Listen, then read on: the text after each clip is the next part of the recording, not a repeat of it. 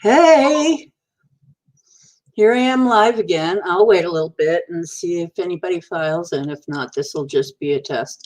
I found out I have some spare hours left before the 26th.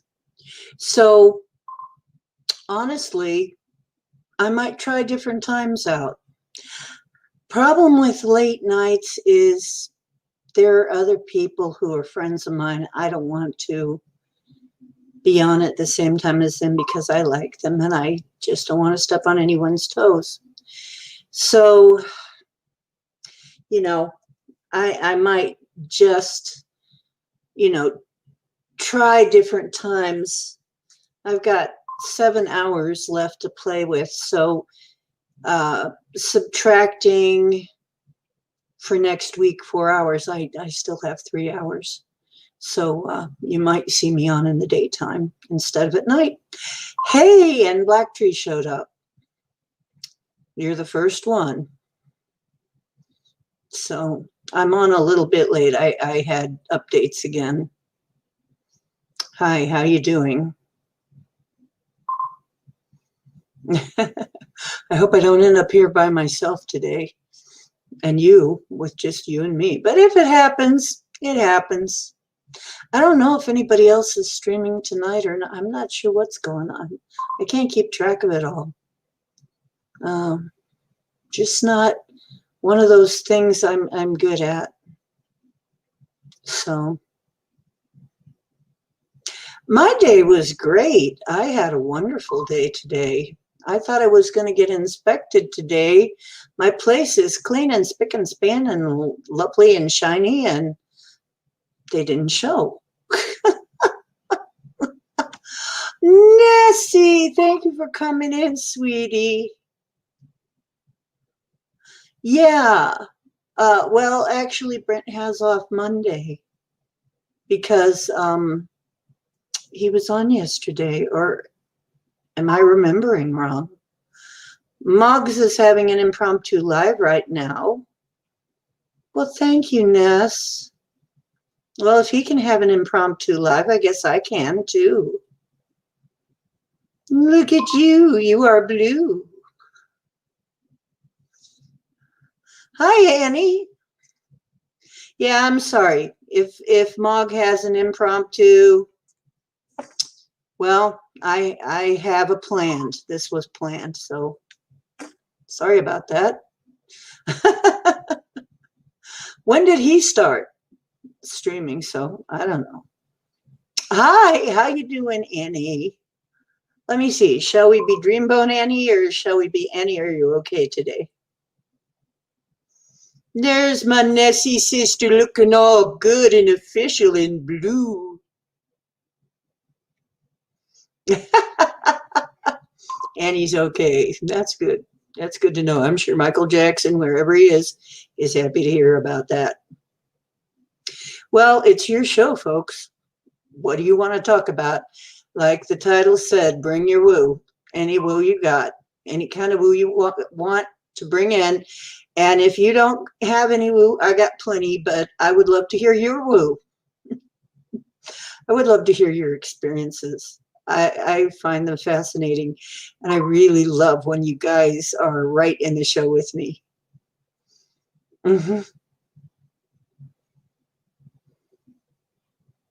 Yeah, I know. Well, this was announced and that wasn't. I'm sorry. I can't be there. I am doing this one, and I said I was going to do it, so I try to do what I say I'm going to do. What are you going to do? I scared my friend off because I'm a reaper. Are you a reaper? No, could you please explain that, Black Tree, exactly, Julia? What do you mean by that? Are you one of those really deadly peppers? Or does this mean like well, maybe, I was wondering, can there be like happy reapers? I mean, do they all have to be grim? It's so sad. It's so sad that reapers have to be grim. I don't think that's right. I think they need to be like happy. I want to cheer them up. Hey, you need braver friends. What? You know what? I hate to tell you, but you're probably better off without that one. That's kind of weird. That she's blaming you somehow? Maybe she needs to talk to somebody about that. I don't know. Just my thoughts. Yeah, I'm sorry, but seriously. That's right. Hold your freak flag fly. Yeah, let your freak flag fly. Freak flag flew. Flee, fly, flew. Flap, flap, flew. Okay, so I thought I'd wear just my hair band today because I'm in a hair band. Okay, no, I'm not in a hair band right now. That would be funny if I was, though, wouldn't it? Let's have a hair band. You want to have a hair band? Anybody play instruments in here?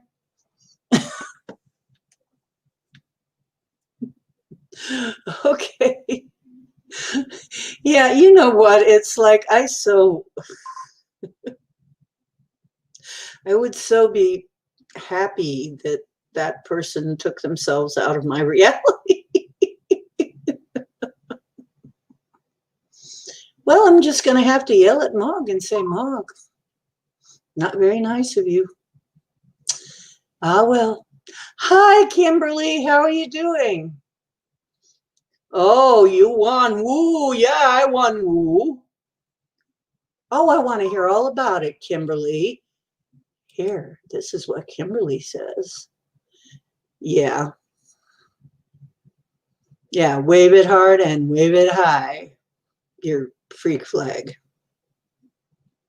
Yeah, that's what we're talking about. Freak flags. Oh, Nessie used to play violin in high school. Well, maybe we've got a future. Hey, MCAT Paranormal, you got anything freaky to tell us? We're flying our freak flags tonight. We're doing our woo. If you got any woo. Took your sleeping. Well, let me do the inviting link. Here we go. Here's the inviting link. And so here you go, folks. I can have up to 6 of you in here chatting with me. Yep, you can be part of the show. All you have to do is click that little link right there. It will take you. You don't have to make a phone call. You don't have to email me.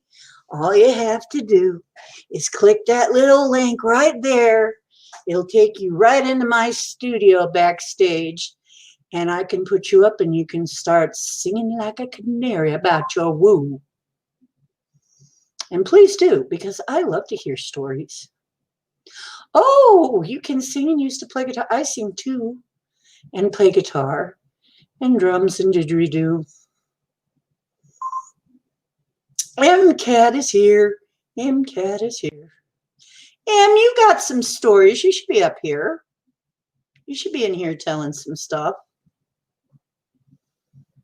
Okay, did somebody come in? Kimberly. You got some stories. You should be up here. Here you go. Hi. You should be in here telling some stuff. Oh, you got to turn down your YouTube, sweetheart. Turn down. Did somebody come in? Echo. There. Hi there. Is that better? Oh, much better. Yeah. That's because I had 2 pages going for it, 2 tabs going for you at the same time. Yeah, you know what? I should tell everybody that. You're on. You're on, girl. Do your thing. Do your thing, baby. Okay. Now, I did a video about this. I actually sent it to Dave at Spaced Out Radio. He hasn't gotten back to me yet or not, but it's kind of what started me on the whole. Hey, everybody. Hey, I'm Kat. Hello, Really Kat. what started me on the whole spiritual thing, really. Um, I know I don't look it. I'm 54. When I was 17 years old, I um, do look it. I had begun to live with my dad, who got custody of me, because I was in foster care for a couple of years. And so I wasn't living with my mom. She had remarried, she had my brother. And the Mother's Day weekend of that year, which I think would have been 1983, I think. Yeah. Um, we had talked on the Saturday before Mother's Day, and we had made arrangements to do lunch or something. So, we talked and that, and then I went to bed that night, and I remember looking at the clock, and it was about 10 o'clock ish. And back then, I was a pretty deep sleeper. It took a lot to kind of wake me up. So, um, around 2 in the morning, there was a really bright light at the foot of my bed. And I guess you could call it an angel. I mean, I wasn't spiritual at the time. I was raised by basically an agnostic Anglican mother and an atheist stepfather. I mean, there was no religion in my life, no spiritual zip, nothing, nada. So I'm just going to chalk it up to that.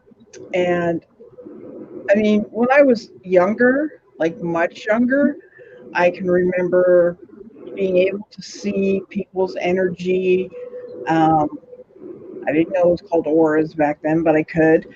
And I was also able to see fairies and all that kind of fun stuff.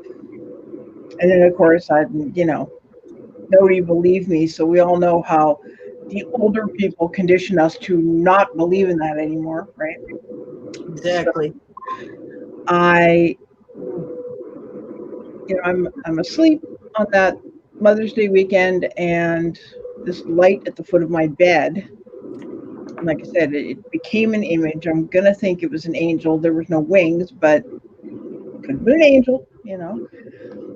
And I remember it reaching out to me and touching me on the head and saying to me, I have something very important to show you that's going to change your life. And I was like, okay. And of course, I'm in my astral body. I'm not thinking. I just went with it, right? Um, and I remember, I'm sure if any of you remember the old 1951 version movie of The Christmas Carol, where Scrooge is asked to touch the robe of one of the ghosts, and the window opens and he goes out the window. Yeah. That's essentially what happened. Is he said, "Touch my robe," and out the window we went. And the apartment building that my dad and I lived in, we were on the third floor. So I remember my bedroom window opening, and I could look down and I could see the grass and the neighbor's house across the street and all the cars parked there and the street lights and everything. And the next thing you know, there was a blur. And I lived in the actual city of Vancouver, BC, Canada. My mom lived in Surrey, which was essentially about a 45-minute drive from where I lived, right? Um, but I remember we just kind of sort of flew from where I lived to the area where my mom and her husband and my brother lived. And we were kind of hovering over the highway of the trailer park that they lived in. And the trailer park shared a driveway with the trailer park next to it. It was all owned by the same people, right? Or the same company or whatever. And I remember quite specifically, my dad had just bought a little yellow Honda Civic. That's kind of when they were the new thing, right? And I remember kind of hovering above this driveway. And when you go into the trailer park, to get to the one that they lived in, you had to go down the driveway and make a left, like kind of a little left diversion. And to go into the other one, you just went straight and turned right at the end. Well, I remember seeing the car go in the driveway, and my stepdad realized he made a mistake. And so he backed up. And as he backed up back onto the highway, a car came along and sidelined his little yellow Honda. I saw everything. I saw the ambulance show up, the police show up, fire trucks, the whole bit, because that's what happens in our area is everybody related to emergency response shows up, right? I remember seeing them put my mother in the ambulance, taking her to the hospital. She had a neck brace on, and I remember seeing some of my aunts and other family members in the hospital room with my mom. And I remember, I didn't hear it clearly, but obviously what they did was they decided that they were going to take her off life support. Oh. And because essentially she would have been a vegetable because her neck was broken. Oh. So she wouldn't have been able to walk. She really had no coherence of anything. That was pretty much it. So she died in the hospital. And I came back to my room, and my astral body came back to the room. And I remember my physical self waking up and looking at the clock. And it was, I think if I recall, about 15, 20 minutes later than when I was originally awoken. But I knew my mother had died. And my brother calls me the next morning, on Mother's Day morning, to tell me my mother had died. And I wouldn't even say I called it shock.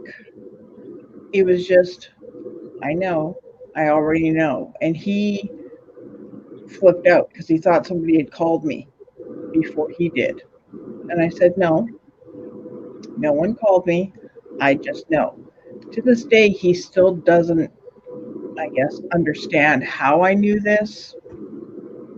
It's very hard to explain to somebody, I guess, who's skeptical. You can call it that. Well, I know. But, that's essentially what happened. And I didn't really think a lot about it until later on in my 20s, when I started to have sort of, I guess, other spiritual experiences with dreams I was having. I was being called to the path of the goddess. I kept dreaming of goddesses and I couldn't figure it out. And then I finally figured it out. And then I started meditating and I started having other sort of energetic experiences, nothing with any beings or anything, but I was getting a sense of my own auric field and such. And I started looking at sort of what all of this was. And I started looking at astral projection and out of body experiences and working with psychic energy and all that kind of stuff. And then I kind of left it alone. And I came back to studying Wicca and witchcraft and a few other things. And then I kind of left it alone. I've kind of been off and on sort of the spiritual path for a while. And it's sort of always been a thing that I've always been interested in. But I have found personally with my own personal spiritual development that sometimes I actually have to take a break. Sometimes the energy gets built up so much that I kind of have to take a step back and go, okay, I can't do this right now. Like I can't, in other words, I'm not the kind of person who can meditate for hours on end every day. It's like 15 minutes and that's about it. And then some days I can go longer. There are times when I can get involved with reading a lot of my spiritual books and then sort of do the practices in the book, and then I kind of leave it alone for a while. So, Sounds like these experiences started you on the path, though. oh yeah, for Which is sure. what it usually does. I mean, and by the way, I saw my mother standing beside her casket.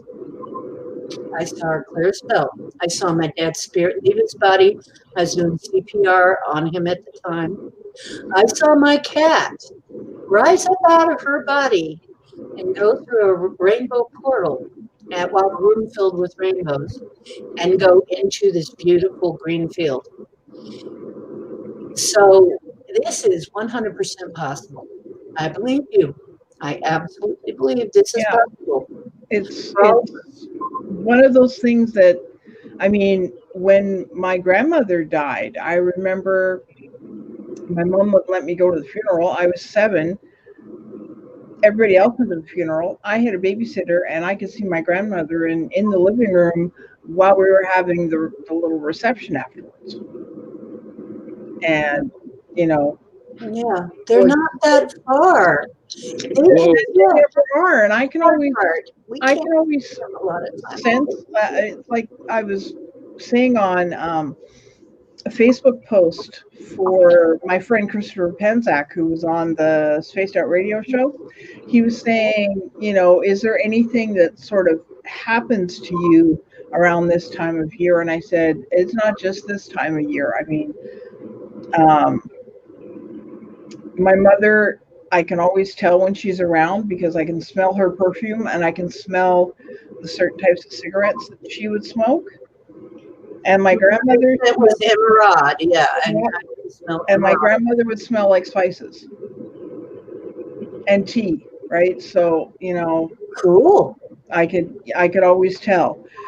Um, I got in a Hold on conversation. just 1 minute, Kimberly. I have to say a few things. Mm-hmm. Jim, if you've been through portals and you want to try, if you want to come in and tell us about it, this will be the link, but I can't put you on right away because MCAT needs a chance to talk. And we're right now listening to Kimberly. She is telling her woo story. So if you got woo, we got the platform for you. Kim, is that it for the story? You got more? That's Probably a bunch more. pretty much it. Unless anybody Well, has we have any more stories questions. than that too, right? Oh, there's always more. I just don't remember everything right now. Well, then let's go to MCAT and see what MCAT came in to tell us, because I know he's got some good ones.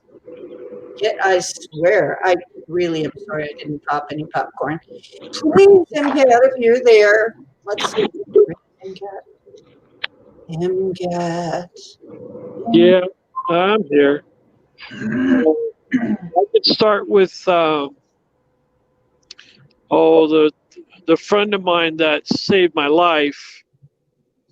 I was driving overnight, and sometimes I try and take a break, but not always. Anyway, I'd fallen asleep, so they call it micro sleep. You're gone for a second, but for that second, nobody's driving the truck, and it's going 65 miles down the road.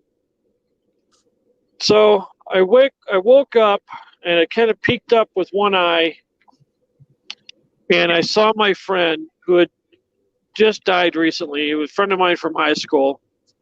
Recognized him right away. He was all white. He had his beard and glasses. He had his hands outstretched, and he was saying, "Mike." And I whipped my head around and then realized, we're driving. Okay. I need to find a place to pull over before I kill someone. Yeah. Oh, but then, well, you'd have a posse getting together then if you have. But anyway, that's kind of a bad joke. Go on. Go on, Mr. M. I know you have a lot more than that. Don't hold out. M is an investigator too. Yeah, I do that too. I don't have a lot of time for it right now, but I'm working on it. You can talk about cryptid stuff in here too. You can talk about it. You got We woo. only have one cryptid. I don't even know if it is a cryptid, but it's odd. I got lost up in the Poconos, which is in Pennsylvania, and I'm on some little 2-lane blacktop, and so a lot of the little 2-lane blacktops in the mountain areas, they kind of wind around and they end up in these small little towns, and they got like a bed and breakfast and maybe one gas stop. So I'm coming down into one of these towns, and at the bottom of the hill where this town is, there's a truck runaway ramp. At the top of where the runaway ramp is, there's an open field, probably about an acre in size, and it's flanked by trees. And in the middle of that field was something that was all black that was running or trying to run towards one of the tree lines, and it wasn't running very well. It looked like someone was trying to run in a pair of snow pants. It was clumsy, but they were moving towards the tree line, and it wasn't a person, because at that distance I could see color. Like if it was a person wearing blue jeans and a shirt, I could see that. This thing was black from head to toe. Wow. Wow. You're not sure what it was, but it was just pretty darn weird. Yeah, I don't know what that was. And Now, they do have, from what I've heard, they have bear in the area, but I don't know. That'd be an awful long way for a bear to walk on 2 legs. yeah, it sure seems like it. I mean, that sounds like you might have had a real sighting there. Did anybody ever see the UFOs? Is that well, Kimberly told us about what her possible UFO. By the way, that person that Kim told sounds like an abduction for sure, because quite often you go through the windows or through the walls or through the roof. Oh, he took off. Okay. Either that or he accidentally booted himself out. If you booted yourself out, you can just re-click the link and get right back in, dear. I don't mind. Well, I know Wait when a I've been minute. in the chat with Spaced Out Radio, I mentioned there are a couple of times I did see a couple of UFOs. One when I was 10, and he's back. And the other when I was in my 20s. I'm press the wrong button. That's okay. We'll get you right back in. It's not hard. And now Bim Jim is also in, but somebody's got their YouTube running in the back. Please turn that down, the YouTube down, so that we don't have the echo. Who's got that running? Not me. Bim Jim, do you have that running in the back? Oh, can you hear me? Yeah, we can hear it. You need to turn that off or down. Is that better? Yeah, much better. Okay, MCAT, it was you. Okay. So, let's hear it. I'm still hearing a little echo. Does somebody else have it? Bim Jim, come on, tell us. Spit. Come on. Spit it out. We're all friends here.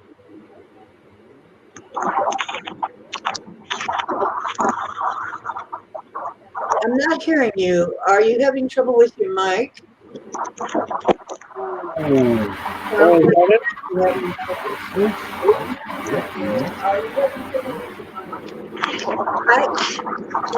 can hear the stream in the back. I think you need to turn off. Let me get out and I'll see if I can fix it. I'll be right back. Okay. I'll get you back in, don't worry.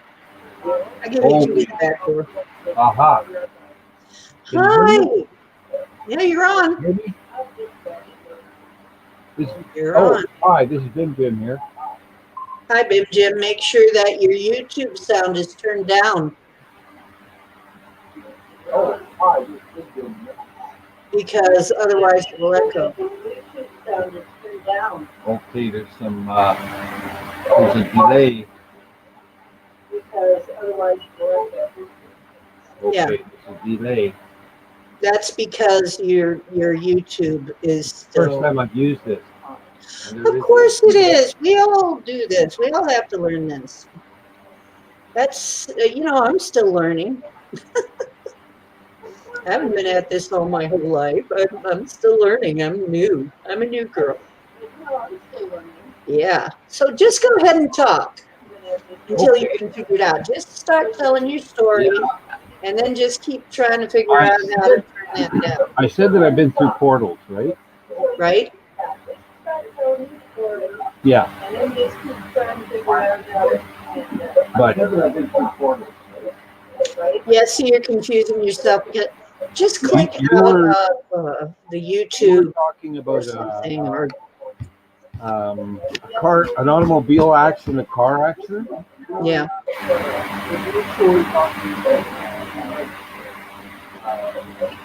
An automobile accident, car accident. Okay. When I was 27 years old, I was riding my motorcycle, and I was going too fast, and a voice yelled in my ear and told me to slow down, to put the brakes on immediately. So I put the brakes on immediately, and I did not die. Cool. I, Oh, we're I glad. could not see the danger.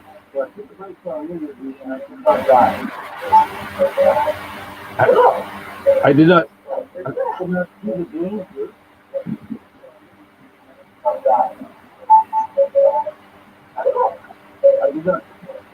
I didn't see the danger until a few seconds later. But it was the voice that saved my life, for sure. That was an absolute. So Well, that's important. Now, how did you come to think that is a portal, though? that's not a portal. Oh, No. okay. That's just an That- incident. Well, that's not the portal. That's a different experience. But you people were talking about car accidents, so I thought I'd Oh, yeah, we were indeed. tell that story. No, So go ahead with the portal stuff anytime you're ready. the portals. I've been through these portals about 16 times, as far as I can add them up in the past, because this goes back 35 years. I used to go dirt bike riding a lot back in those days, and I rode up into the mountains, and all my experiences are up in the mountains, and usually when I'm alone. And I went up in the mountain on my dirt bike, and I know all the roads up there, and all my friends know all the roads because we go dirt bike riding together, and we go berry picking, and some of my friends are loggers and this and that. So I know the roads very well. But I was up there this one day, and I found myself on a road that was impossible. It could not exist. It was a long, straight, wide road that could not exist up in these mountains. It was just impossible. And I was riding out this road, and at one point, I turned around and looked over my right shoulder behind me as I kept riding, and I was looking for a mountain that should have been there, but it wasn't there. All I could see behind me was this white. So that kind of scared me, so I looked ahead again, and I kept riding straight, and eventually came to a little bridge. I went over the bridge, turned right, went downhill, way downhill, down to the ocean level, and there was a highway there, and I could see where I was then. When I got to that highway, I saw a pulp mill there, and I know that pulp mill. I know where I was, but there is no road that connects my area to this pulp mill. There is no road up there. So I thought, well, this is very strange. So I rode back home, and I talked to some of my friends, and they know all the roads up there. And I asked my friends, have you ever found that road that goes over to Port Mellon? They said, there is no road. Everybody said there was no road. I looked at all my maps. There was no road that went over there. And yet I was there. I was on a road, right? So this was, like I said, this was 35 years ago. So I stopped talking about it because my friends were looking at me funny.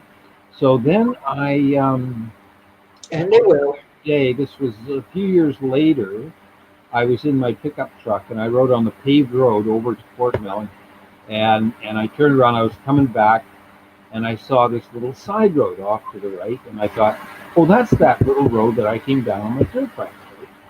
So I went up the road, and now I remember this day a lot better because I went up a gravel road that went uphill and went from sea level up to about 4,000 feet elevation. So I'm going up this hill. I went around a bend, and then the road in front of me turned uphill at a very steep angle, an impossible angle.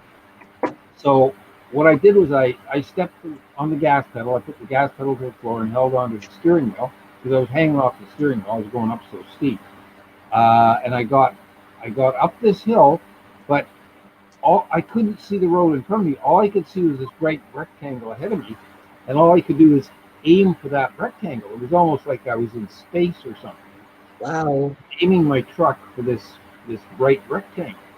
Once I got up to the rectangle and through it, I was up in the mountains again, and everything appeared normal.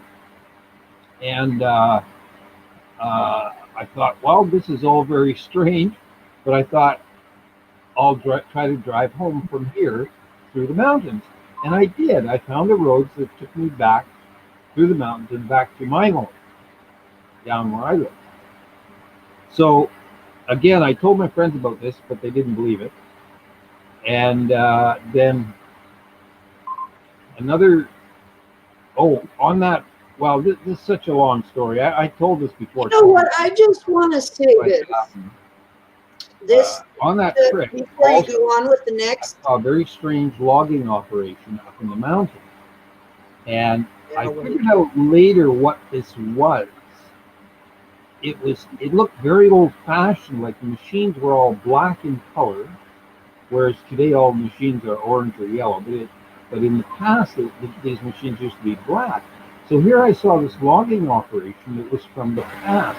And there was a whole bunch of loggers standing around, like 20 or 30 of them, just standing around. And they all turned and looked at me and smiled. And I figured out later what that was. They were a bunch of dead loggers, is what they were.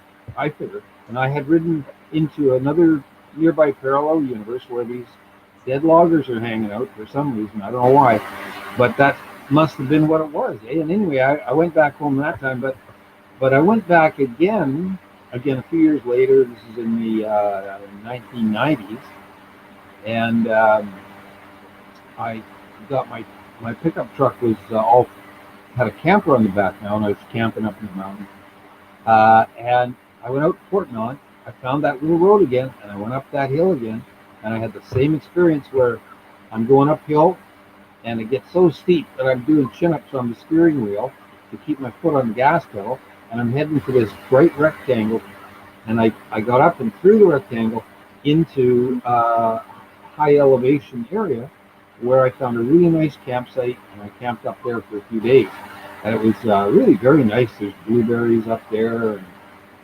grouse and all kinds of birds and things, very pretty. And I camped up there for a few days. Now, but this one time I was camping up there, I'd gone through the portal, I was camping on the other side of the portal, and I met this entity. This was a Sasquatch-sized entity or creature. I don't even know if it's a biological being or what the heck it is.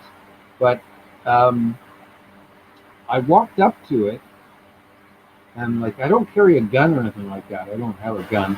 I just walked up to this thing, and I poked it with my stick. I had my hiking stick with me. And I walked up to this thing the size of a Sasquatch and poked it in the shin, and it ran away from me.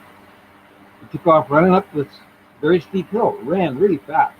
It was a big Sasquatch-sized creature of some kind, and it ran away from me. Now, this was all. How big was this Sasquatch I size? didn't tell anybody, or 5 years, I didn't try to tell anybody.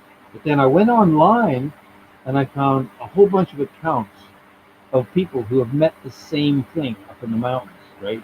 But everybody's afraid to talk about it because it's just so weird, right? But I found 15 people online who tell the same story. They've met the same creature up in the mountains. We call it predator because we don't know what else to call it.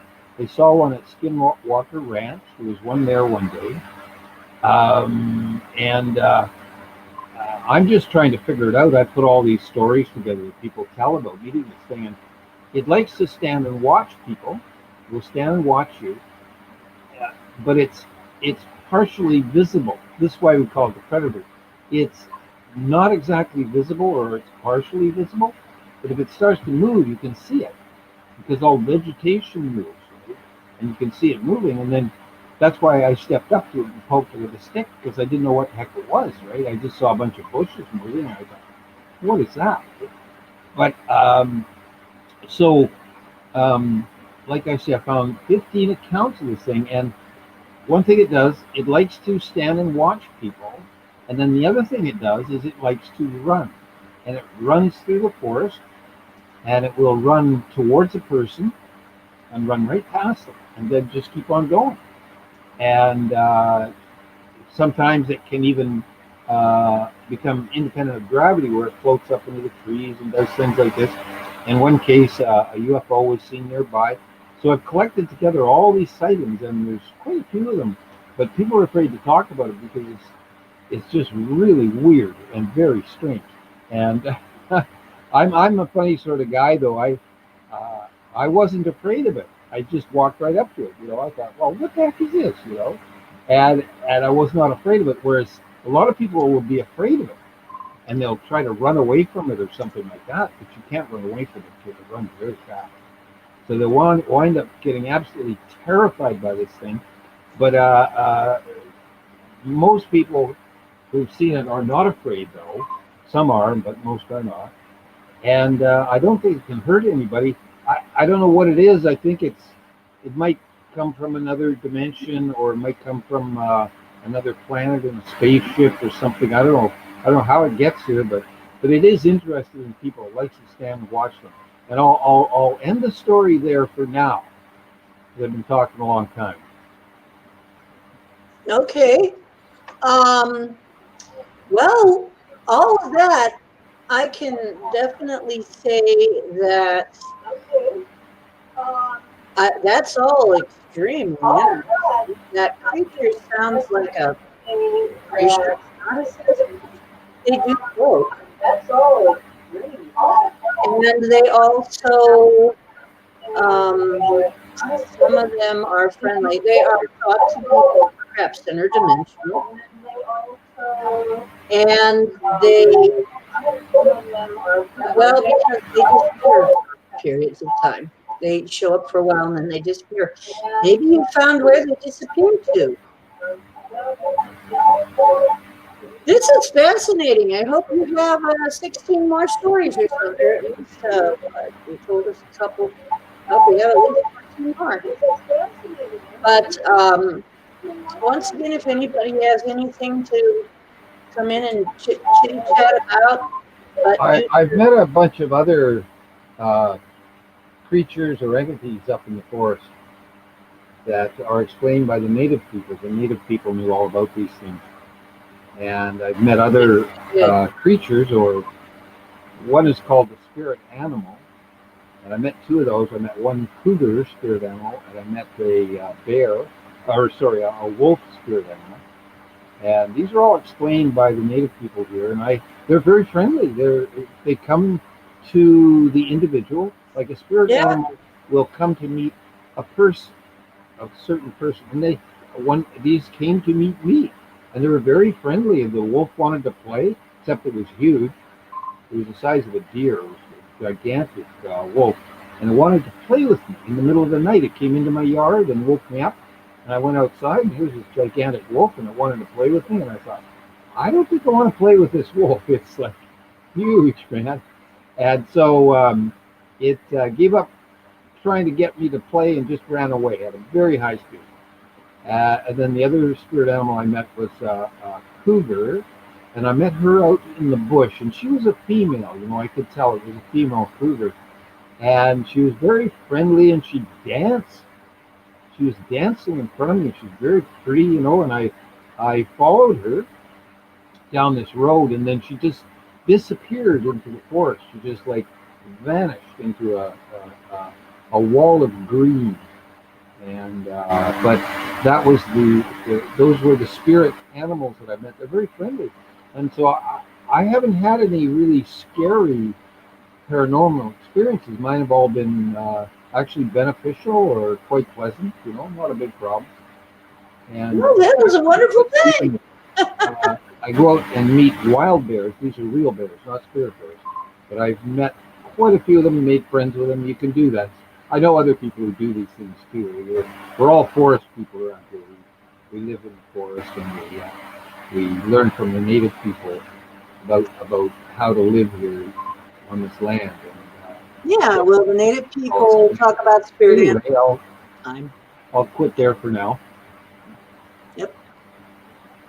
Native people talk about it.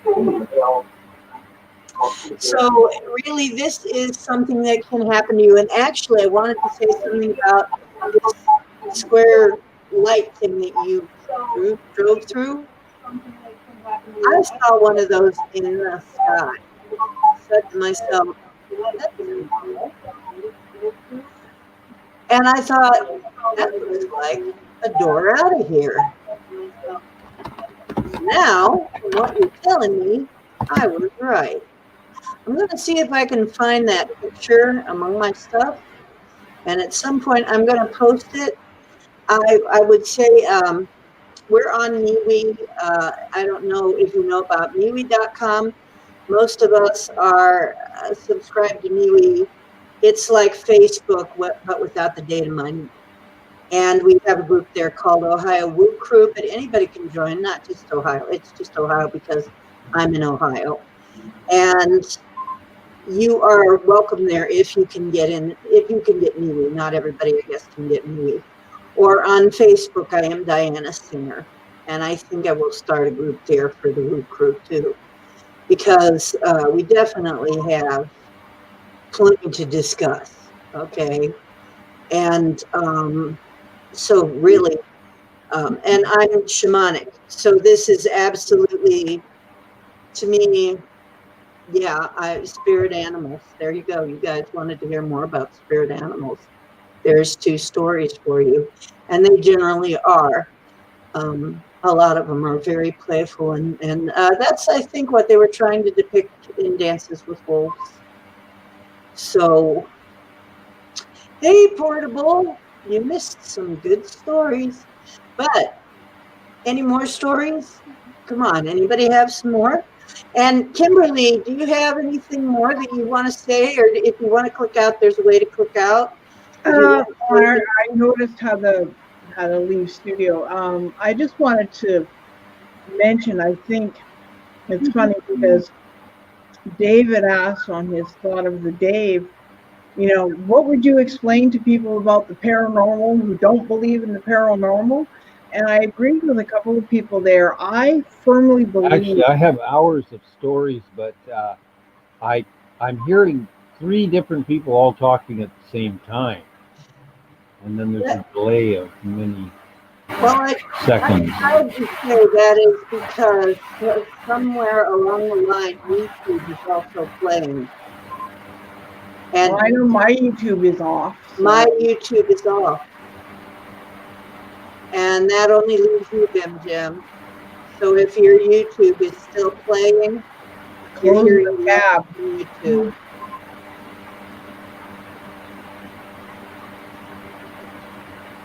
And the only way to get rid of that is... well, he's already gone. I guess he went to go fix it. Yeah. Well, as I was saying, though, there were a couple of people there on Dave's post today where they had mentioned that really the majority of paranormal experiences are actually positive.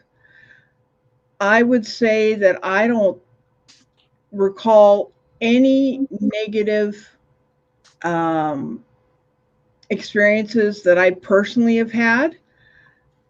And this is not to be judgmental, but what I have noticed is when I have heard some stories from people who constantly talk about their experiences being negative or demonic or evil, and then I find out, based upon their belief systems, quote unquote BS, shall we say, um, it's a pre-programmed thing within them that is, if they have this sort of idea that the paranormal is evil and it's all about evil, then every experience they're going to have is negative or evil. Even if it's not, they're going to take it as that because it's something that's conditioned in them.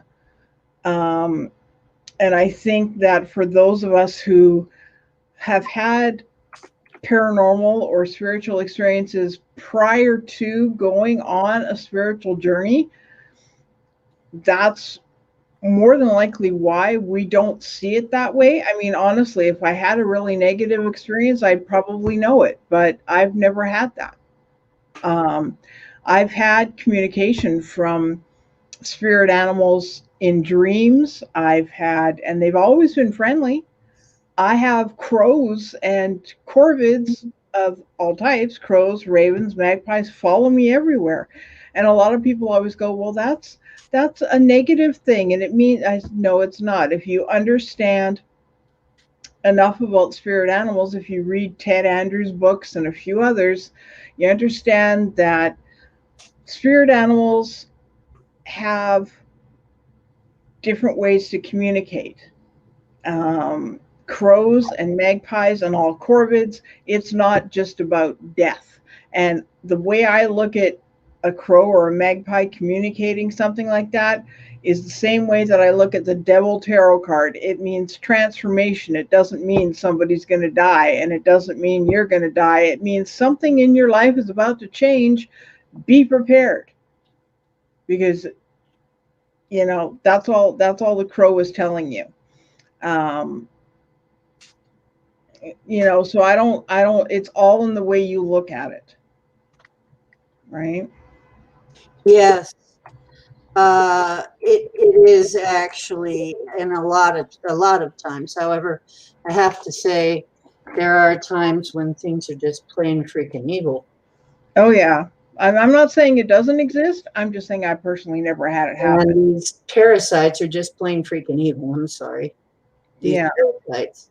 Well, I mean, I read the book and saw the movie, The Entity, based on the 1983 experience that woman had. And it was, studied at a sleep lab and everything. So it's actually legitimately verified that something was going on there.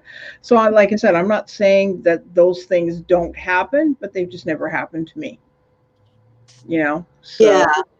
I mean, it not everybody has that kind of thing happen. Oh, exactly.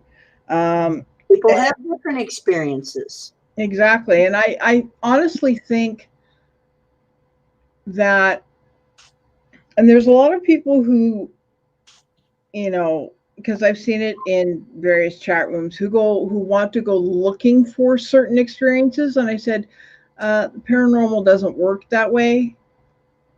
It's not like you can go looking for something to happen to you, because you really don't want to mess with it in that sense, because that could be when you open the wrong portal. Right? Yeah. You have to be willing to be open to allow it to happen, but you can't go, well, I want to go find a UFO.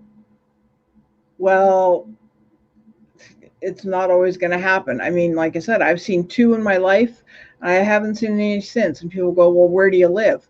I live in a city, right? But, when I was growing up, I lived at the edge of the Fraser Valley in the Lower Mainland here. So people go, well, that's why you saw it then. I said, no, I don't think so. It was the middle of a very, very warm summer night, and I looked up in the sky, and there it was. I don't really think it had anything to do with essentially where I lived, because I know people who live in, um, suburbs who have seen them. It's really about, is it just an energy that some of us put out that attracts them to us, or is it just we're just not really looking? I don't know. I think probably a lot of us are trained to look the other way. I think a Yeah, lot of us are trained to not look exactly. yeah. Well, it's like that joke post somebody made in the Spaced Out Radio group on Facebook. Sasquatch running by and everybody's on their cell phone, and it goes, "This is why you don't see Sasquatch sightings, because Right. everybody's not looking, right?" But honestly, I mean, where I live right now, there's a lot of ambient light. So, unless I go across the street and sit in the dark of the park, I probably won't see any, right? But I'm not going to see it standing on my balcony, right? Well, you might, though. You might once in a Well, while. if it's dark enough, I mean, I live on the 6th floor, so I'm kind of closer to the sky than I am the ground, Mhm. right?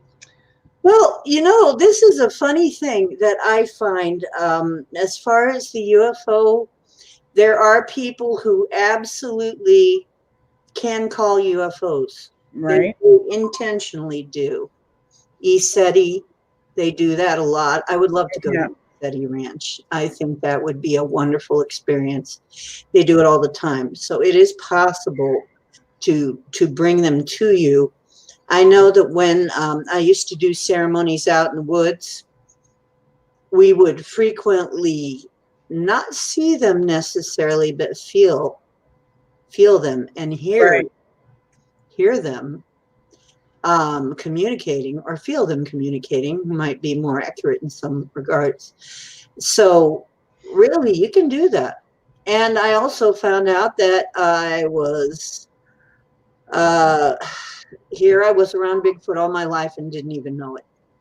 I had Well, been speaking with them all most of my life and didn't even know that's who I was speaking with. I just knew it was a spirit of the woods, somebody who lived out, a spirit that lived out in the woods is all I thought it was. right. Well, in British Columbia, we have what is now known as the Sasquatch Highway, which it starts in the city of Hope and it goes up through what is the old part of the Trans Canada Highway, through various small towns, and that's sort of, they're kind of on the edge of the forest, and there are actually a couple of towns that are supposed to be well known for Sasquatch sightings. We actually even have a campground here called the Sasquatch Lake, Sasquatch Lake Campground, right? So yeah, people are kind of monopolizing on it, which, like, hey, no problem. But it's really quite funny that we don't really hear about a lot of the sightings here in the area. But you hear about them all, in Washington State, and like in the Sierra Nevadas in California, and you hear about them in the Rocky Mountains in Alberta, even though the Rocky Mountains stretch down into BC and go down through into Colorado and stuff. But we honestly don't hear about it that much. And I think essentially it could be perhaps because these areas now are so populated. I mean, Harrison Hot Springs is supposed to be the big place where you see them now, and Harrison Hot Springs is a resort. So unless you're going off season and out hiking on your own, I don't think you're going to be seeing no Bigfoot out there, because there's too many people around. And, based on what you and I know, they don't really like people very much. So, who really knows? right? Um, I just happen to think that um, there's probably a lot more experiences and people who experience these things um, in ways that we may not or may not have heard about. And I think we need more of that.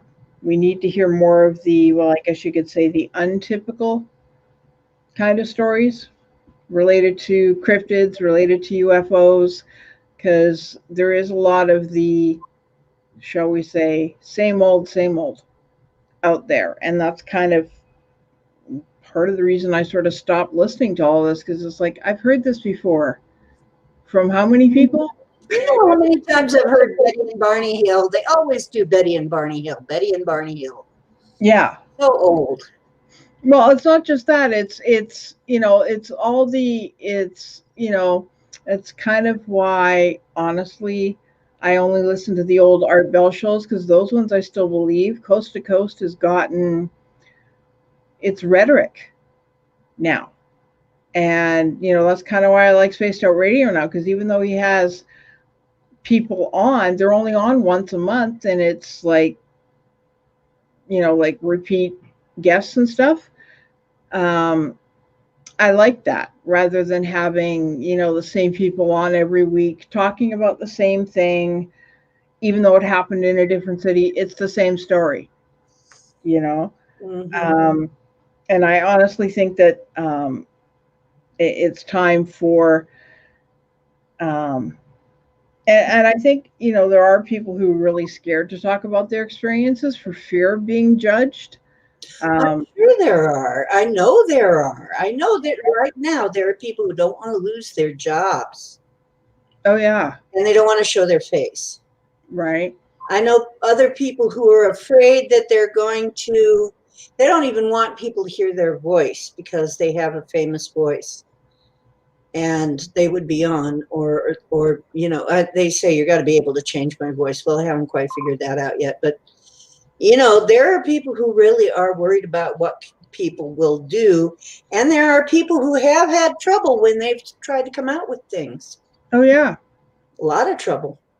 Well, I mean, a lot of times, this is why I took the risk and decided, because there's going to be people on YouTube watching you and I talk, and I'm not scared to talk about my experiences. I like to talk about them, because if I don't, then other people won't do it either.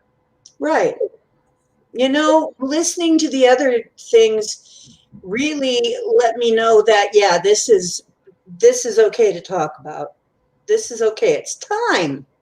I think it's time. High time and past. That we accept this is life. This is life. This is the way it is. These things happen. Yes, and you know what, Bim Jim, I got to tell you right now, I got Native American on my mother's side, and I can't say I'm like anything like an elder or anything, but I can say I've had a lot of very weird experiences. And once again, Native Americans know a lot of this stuff. If you can get an elder to open up, they could tell us plenty. They could explain all this to us, because this is what they live with all the time.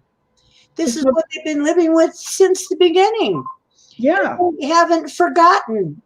They still remember. They have their oral traditions, and it's still there for them. It's still real. They don't sit there. But why should they bother to tell us when people treat them badly, when people don't believe them, when people disrespect them? Why should they bother to tell us? But tell them, if you can talk any of them into talking here, they will be respected here. They will be respected in my stream. Right. Well, that's the one thing. I have grown up in British Columbia. We have a number of various Aboriginal or Indigenous tribes here. And their oral traditions are very strong, and it's represented in their totem poles. During school, when we had social studies and so forth, I spent several grades in school in social studies, studying the Coast Salish people, and now called the Haida Gwaii, and the various other tribes here, and looking into the history of not only their masks, but in the history of the totem poles and the legends that have come from not only the animals that we still see, like the salmon and the bear, and sort of the whole spirit animal legends, if you will, behind it, but what the meaning of the Thunderbird is, and and those sort of types of things. And it's honestly really quite fascinating. I know that in terms of legends, there are books you can get. You simply have to look in the right places. I'm not sure if Amazon would have it, but I know that there are, at least on the West Coast here, there are stores that are run by people of the indigenous line, and they sell books on all kinds of spiritual things and so forth, but they also sell books specifically on various tribe legends, and it's really quite a fascinating read, especially if it's written by someone who happens to be of an indigenous bloodline. Well, I went very frequently to like 5 different metaphysical clubs at one point. And and we had a different speaker every weekend, one of them was attached to a bookstore, a metaphysical bookstore. And let me tell you, we had some very interesting guests and some very interesting activities. And that's one of the reasons I know so much. I also worked at one for a while. So I got exposed to a little bit of everything. I got to meet all kinds of people with all kinds of gifts and talents and abilities, and books that they've written and things. And I'll tell you, this is extremely widespread. There is nothing really even unusual about it. It really, people, the only thing is, like we're saying, people are just afraid to talk about it for stupid reasons, completely stupid reasons. This should be something we should be able to talk about. We got free speech here. Why can't we just talk about it? Well, on my show, you can talk about it. That's right. Sure. Well, I know for quite a while here, we had, when I first started studying, pardon?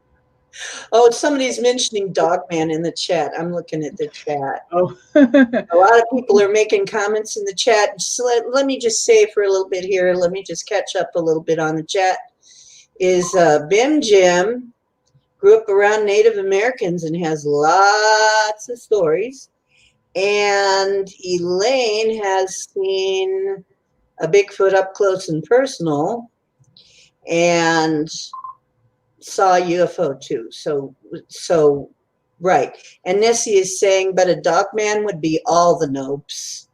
And Elaine says, if I had seen a Dogman, I would be living in a Manhattan in a high rise.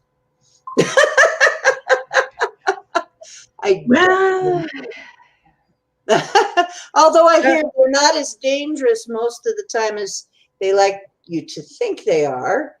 Many of them are actually not. There aren't that many reports. Although there are some, there aren't that many reports of them killing anybody really, or even beating anybody up. There are reports of them chasing people and growling and scaring them. So they love to do that. But I'm hearing from my research that they're really not as violent as they seem, as they want us to believe that they are. They're really not as bad Let's put it that way.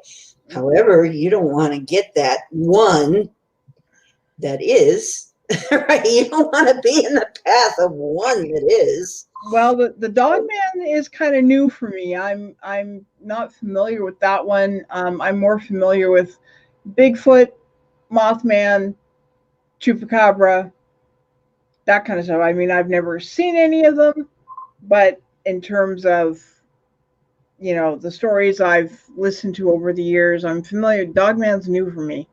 Dogman's fairly new for me too.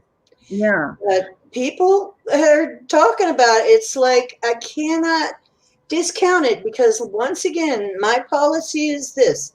If people are seeing it, especially if they're seeing it all around the world, and a lot of people are seeing it and experiencing this, something's going on. Yeah, it's got to be Not all lying. real in some aspect. Right. Um, Absolutely.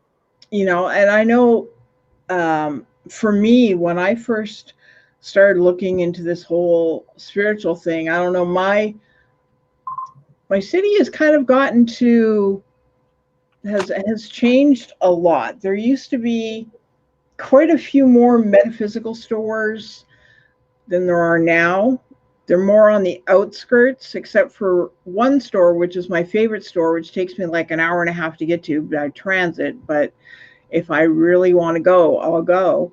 And there isn't a thing you can't find at this store in terms of books, tools, crystals. I mean, you name it, you'll find it there.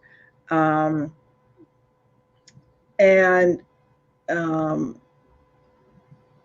you know, but I have noticed that at least where I live, the majority of the stores that I used to shop at,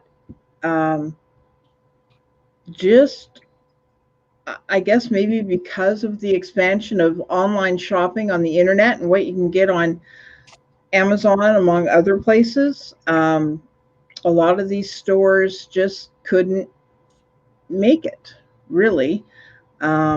Especially when it came to things like we used to have two specific stores here that dealt specifically with paganism and Wicca and witchcraft, and you could go there and get all your herbs, and they could make up spell kits for you and so forth. And then the whole, you know, doing magic on a budget came out, and everybody's going, you don't need to go buy really expensive herbs, just go to the dollar store, you know, right? But it's like, which is true, you really don't need to go and spend, you know, $50 on a bottle of specially charged marjoram. You can go to the spice rack in Walmart, you know. Or do it yourself. You know, or grow it yourself. Exactly. And then you can infuse it with your water, your magical water that you blessed. Exactly. Well, I mean, I have on my altar, I started reading books on Ho'oponopono, and I went and got to the store that I love to that all the time. I use that all the time. Right. I went and got a special blue crystal bottle that has symbol of love. It's a heart with the infinity symbol on it.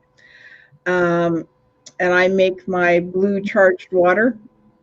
And I don't drink it. I use it for blessing my altar and cleaning my candles and all that kind of thing. So, but I went and bought this special bottle because, well, it was pretty.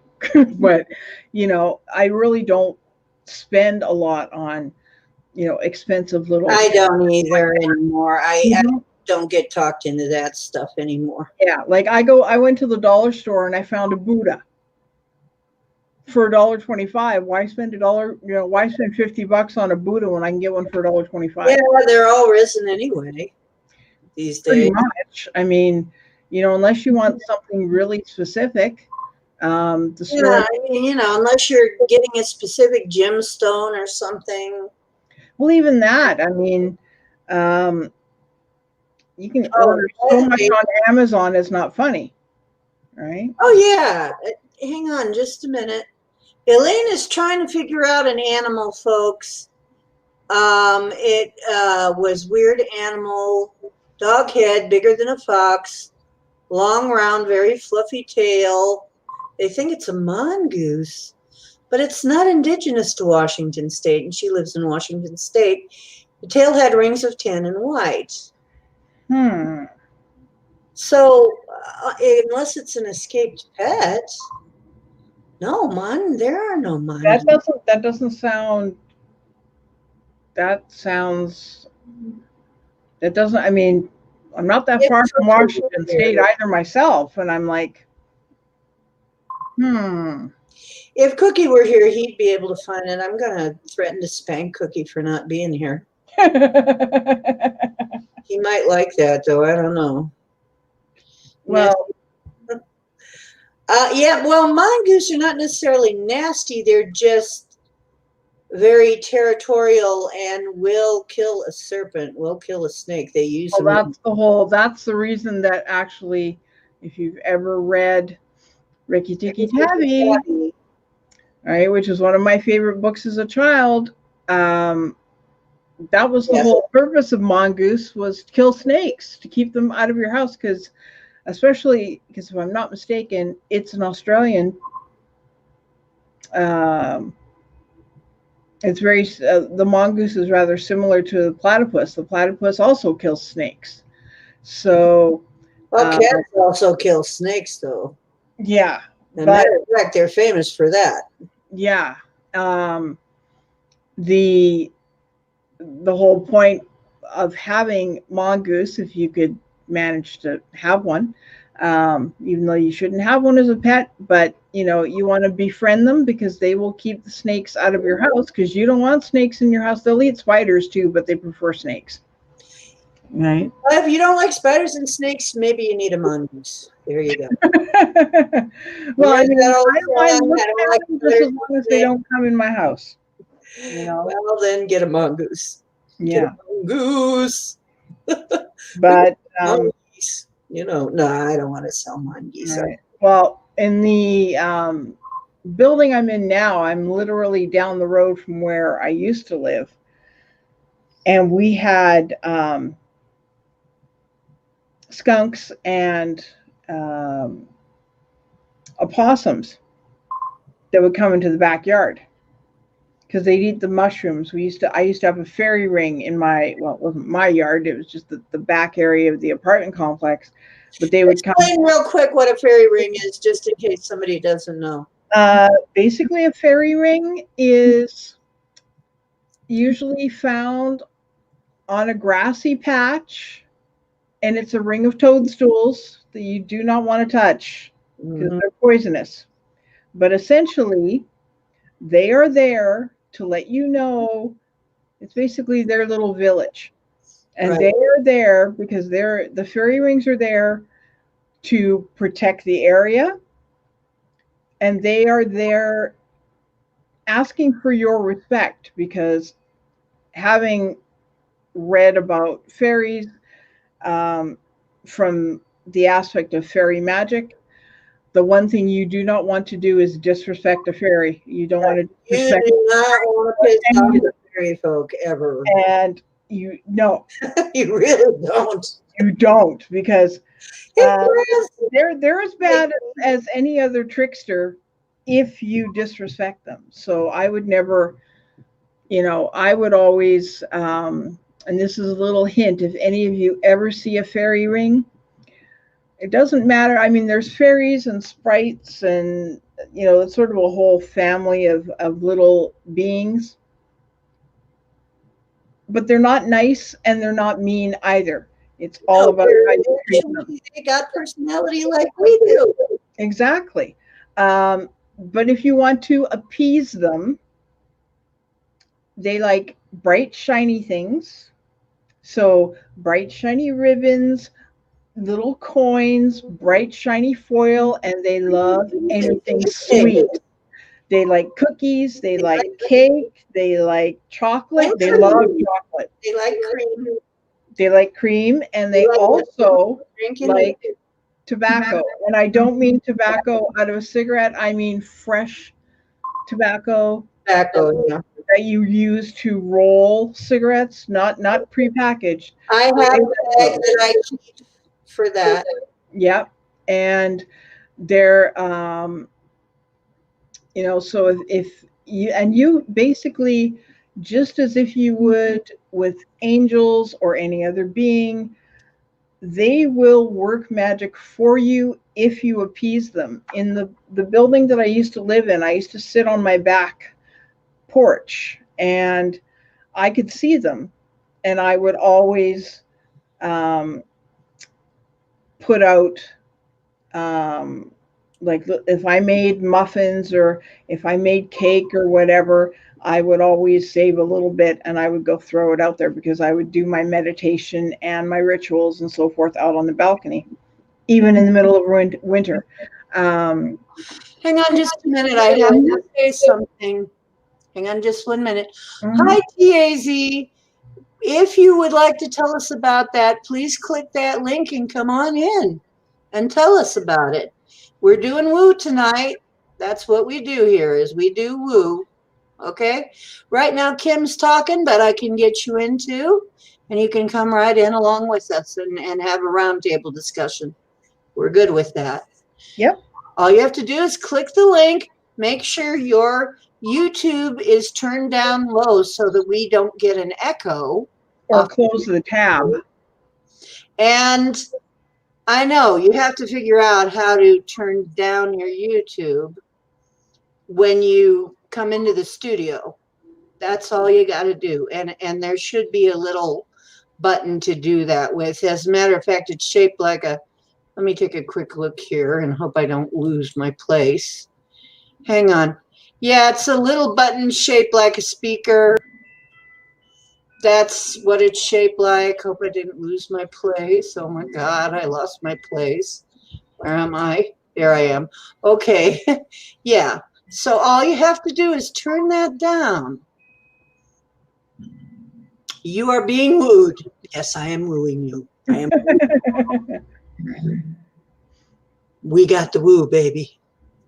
Who got the woo? We do. We do. We got the woo. Let's woo. I want to start where I left Oops. in last week's video. Some video just, excuse me, I'm silly as all get out and didn't realize that that was going to happen. So Isn't that the way life goes? hang on. I'll try and figure out what happened here, because we're now playing a John Levy video. Okay. John Levy is a good, you know what? I should mention him. He talks about mud flood type stuff. Okay. And if you're not familiar with that, that's another type of woo. Because apparently we are not the first high-tech civilization at all, ever. Okay. We're just the latest one. And we're not even up to the level of some of the older ones, some of the ones that have gone before us, the ones that got mud flooded over. And you can still find the remnants of the towns and cities. And so it's a good channel, John Levy. We'll talk about mud floods and that kind of thing one day, okay? And we'll talk about giants. We'll talk about how giants have become part of our earth, part of our land, and how probably the pipestone, when they're talking about the pipestone being the blood of the ancestors, when the natives talk about that, it probably literally is blood of the ancestors petrified into stone. We'll talk about all that on a show. If you are interested, let me know. Okay, after that, oh, and please like, share, subscribe, and let other people know, because that helps me get found and it helps me stay on. So thank you very much. That's a little commercial. Go on, Kimberly. Not a problem. You just got to do what you got to do. Okay. So, like I said, for any of you who live in, well, I guess you could say, like I do, rainforest. So, all down pretty much from the lower mainland of British Columbia down through Washington State, into Oregon, even parts of Northern California, East Coast, um, or anywhere where, let's just say, there's a lot of trees. And I don't just mean evergreens, I mean all kinds of trees. So birch, maple, oak, plus your evergreen. So anything that's typically considered a rainforest or along the rain belt, so to speak. Um, if you live in a really grassy area, there are certain times a year, because I noticed when I was living in the other apartment, they didn't appear year round. It seemed to be mostly spring, early summer, and then they'd kind of go away, and then these toadstools would pop up again in like fall and just before it would start to turn really cold here. Um, so when you want to appease the fairies, the sprites, you want to, uh, you know, keep scraps of things like foil, shiny gift wrap paper. Um, you can even make special little treats for them. Pretty beads. Pretty beads. Pennies even. Pretty little teeny crystals. Anything like that. I left a penny one time, a shiny penny. Penny. They always disappear. Oh yeah. Well, for me, disappear. We got rid of the penny here in Canada. We don't have pennies anymore, so it was nickels. Whatever you got, always leave something, especially if they leave you something. Yes, because if they leave you something, leave something. Don't insult them. Because they tend to be the ones who leave the sign first. They will leave feathers. They will leave other little things, and you go, wait a minute, that wasn't there. I gotta take you guys through the bog so you can see the bog. You know, one of my friends, we have a special kind of tree down there that's like a prehistoric tree, and she was saying how she would love to take a frond of that home, and study it. However, she would never like break off a piece or anything because it's a park, and it's not nice to do that. However, as we were walking out, there was a bough lying right in the walkway waiting for her. That was saying, yep, we made sure to leave something. We made sure to always leave something. And here's another thing. Yeah, you can actually, boy, I got plenty of stories, but you know what? I'm going to let Taz come on and tell stories now. Is that how you say it, Taz, or is it T-A-Z? Yeah, it's Taz. It's Taz. Okay, Taz. I'll let Taz talk a little bit now. We can come back to you, though, Kimberly. No problem. Am I too loud? Or you have 15 minutes of fame or maybe more. Yeah, I don't really know a whole lot. I just know bits and pieces. And so I've been telling my youngest about it. And so we decided to make little fairy houses. And what happened, it's been crazy because she's been watching it and swear I haven't done anything. And things have been disappearing. She made a little gift, and somehow we did these little paper plates, and we painted them up, decorated them with the rocks and stuff. And she made like a little bed with a little blanket, and she put to the fairies, and it ended up on the outside. So like we made little holes for doors and windows and stuff. And I'm like, I honestly don't know how it got outside of that. And I made, I don't know what they're called, but they're like from those tree pods, they're little brown looking hard things with the little yellow stuff inside. And we dug that out, made little boats. And the one that I made disappeared. It's nowhere to be found. So I told her, I'm like, wow, maybe the fairies, And so she decided to leave some beads that are like little flower shaped with silver in the back. And I'm like, they like shiny things, And every single one of them, like she had a little well barrel she made, all of it disappeared. it's like the wheelbarrow was turned over, and I'm like, well, maybe an animal knocked it over. Look around. She's like, they're nowhere. I can't find them anywhere. So I used to throw little chocolate chips out. And so she's like, we got to give them some chips now. We got to give them some chips. So I'm like, it's amazing because I'm trying to get her back in touch with things like that. And I did warn her too because I've never seen a fairy ring before. And we found one when we were bicycling this week. And I was like, oh my goodness, this must be what they mean. And I told her not to touch it. You know, I don't know why. I just told her you need to be careful. I told her the warnings of the stories that I've learned since I was younger. And so I'm like, they're friendly, but not always, So I told her, never accept food or anything if you ever, because she's a very sensitive child. And so, I just told her the stories that was told to me. And I just told her, respect it, don't touch it, because she wanted to touch it. And I'm like, nope, just respect it, don't touch it, just say hello, And then, yeah, it was just pretty amazing because it's all happened like this That's whole week. wonderful. You must be a great mom. Thanks. You must be a great mom. I tell you, I would have loved it if my mom was like that. I would have loved to have done all that because when I was a kid, I had a little plastic palomino horse, and I would take Play-Doh and I would make all kinds of things for this horse, and I would make a saddle and all kinds of flowers for its mane and all kinds of things. I would have loved to have done that. That idea had not come up to my mother or anything like that, but that would have been great. I would have loved that as a kid. That is also a good way to teach them of reciprocity and respect.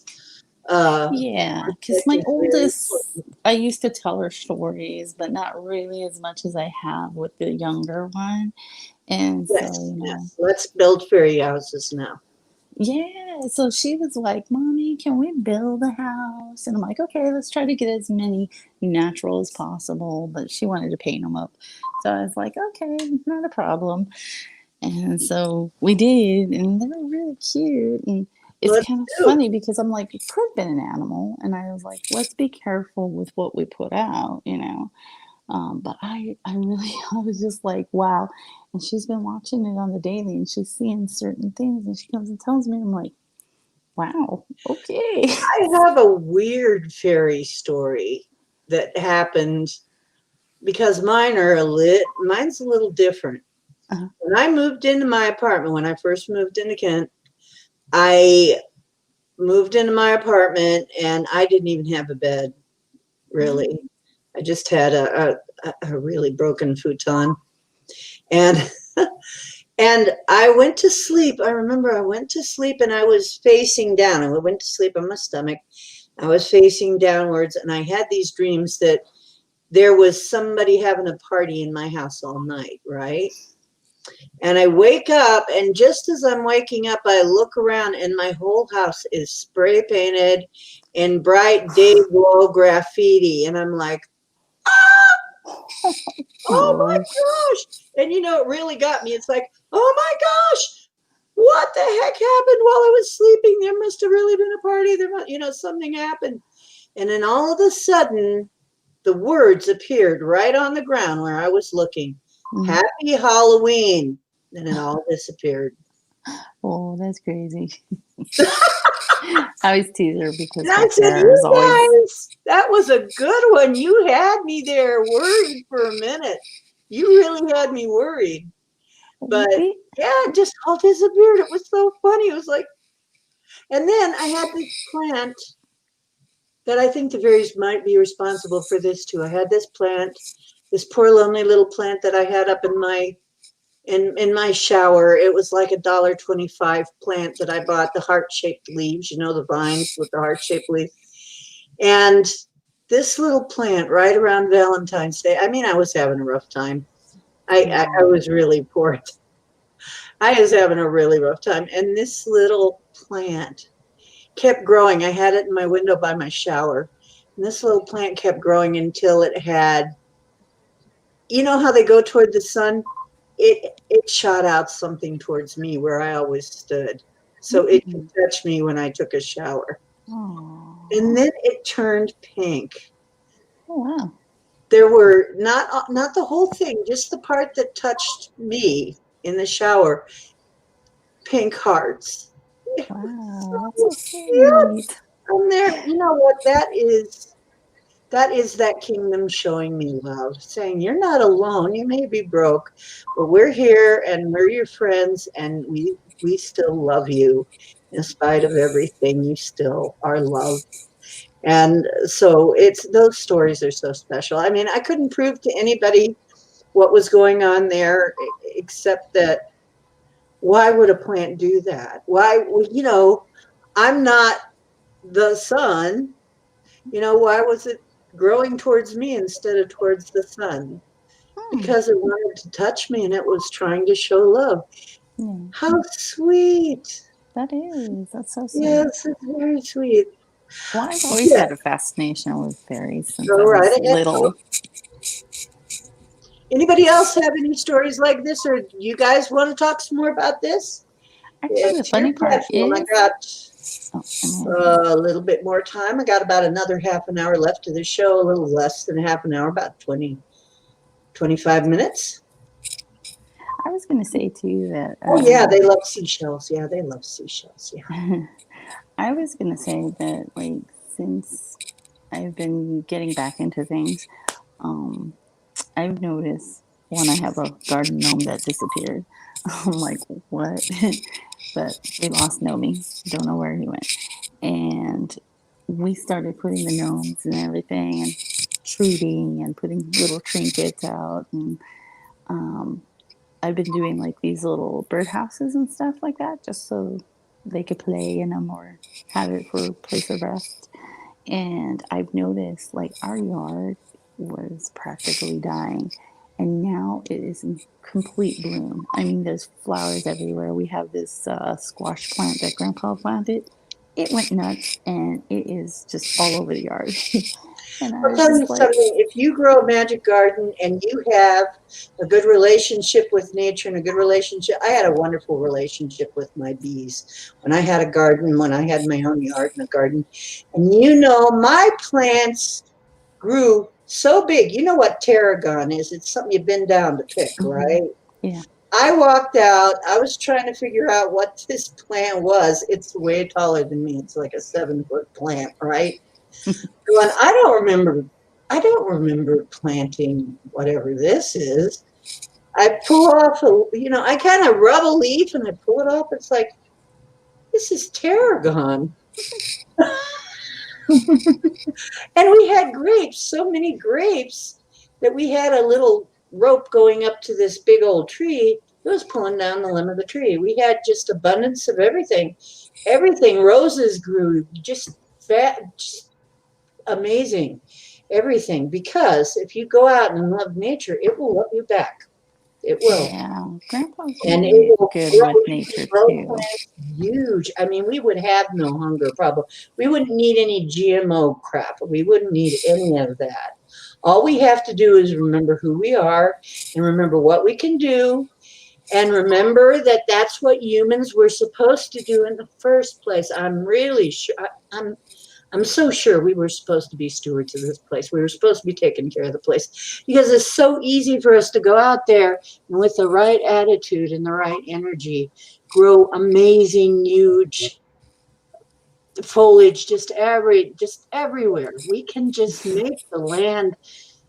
We could probably go to a desert. I mean, I and make am in the desert. room. That's the craziest part. It's very hard to plant things around here. And this year, things are just growing like crazy. I mean, we've got orange trees and that squash, huge, I think massive. that's what we're Usually they're supposed very to do. tiny, but they are massive. And they were growing into the trees. It was hilarious because it was just like, I how think did that's that? exactly what we're supposed to do. I think we are supposed to go out, talk to the nature spirits, tell them what we need. I go out and I talk to the clouds and tell them, you know what, they need rain, here, there, or whatever. And do you think you could gather up and go rain over there?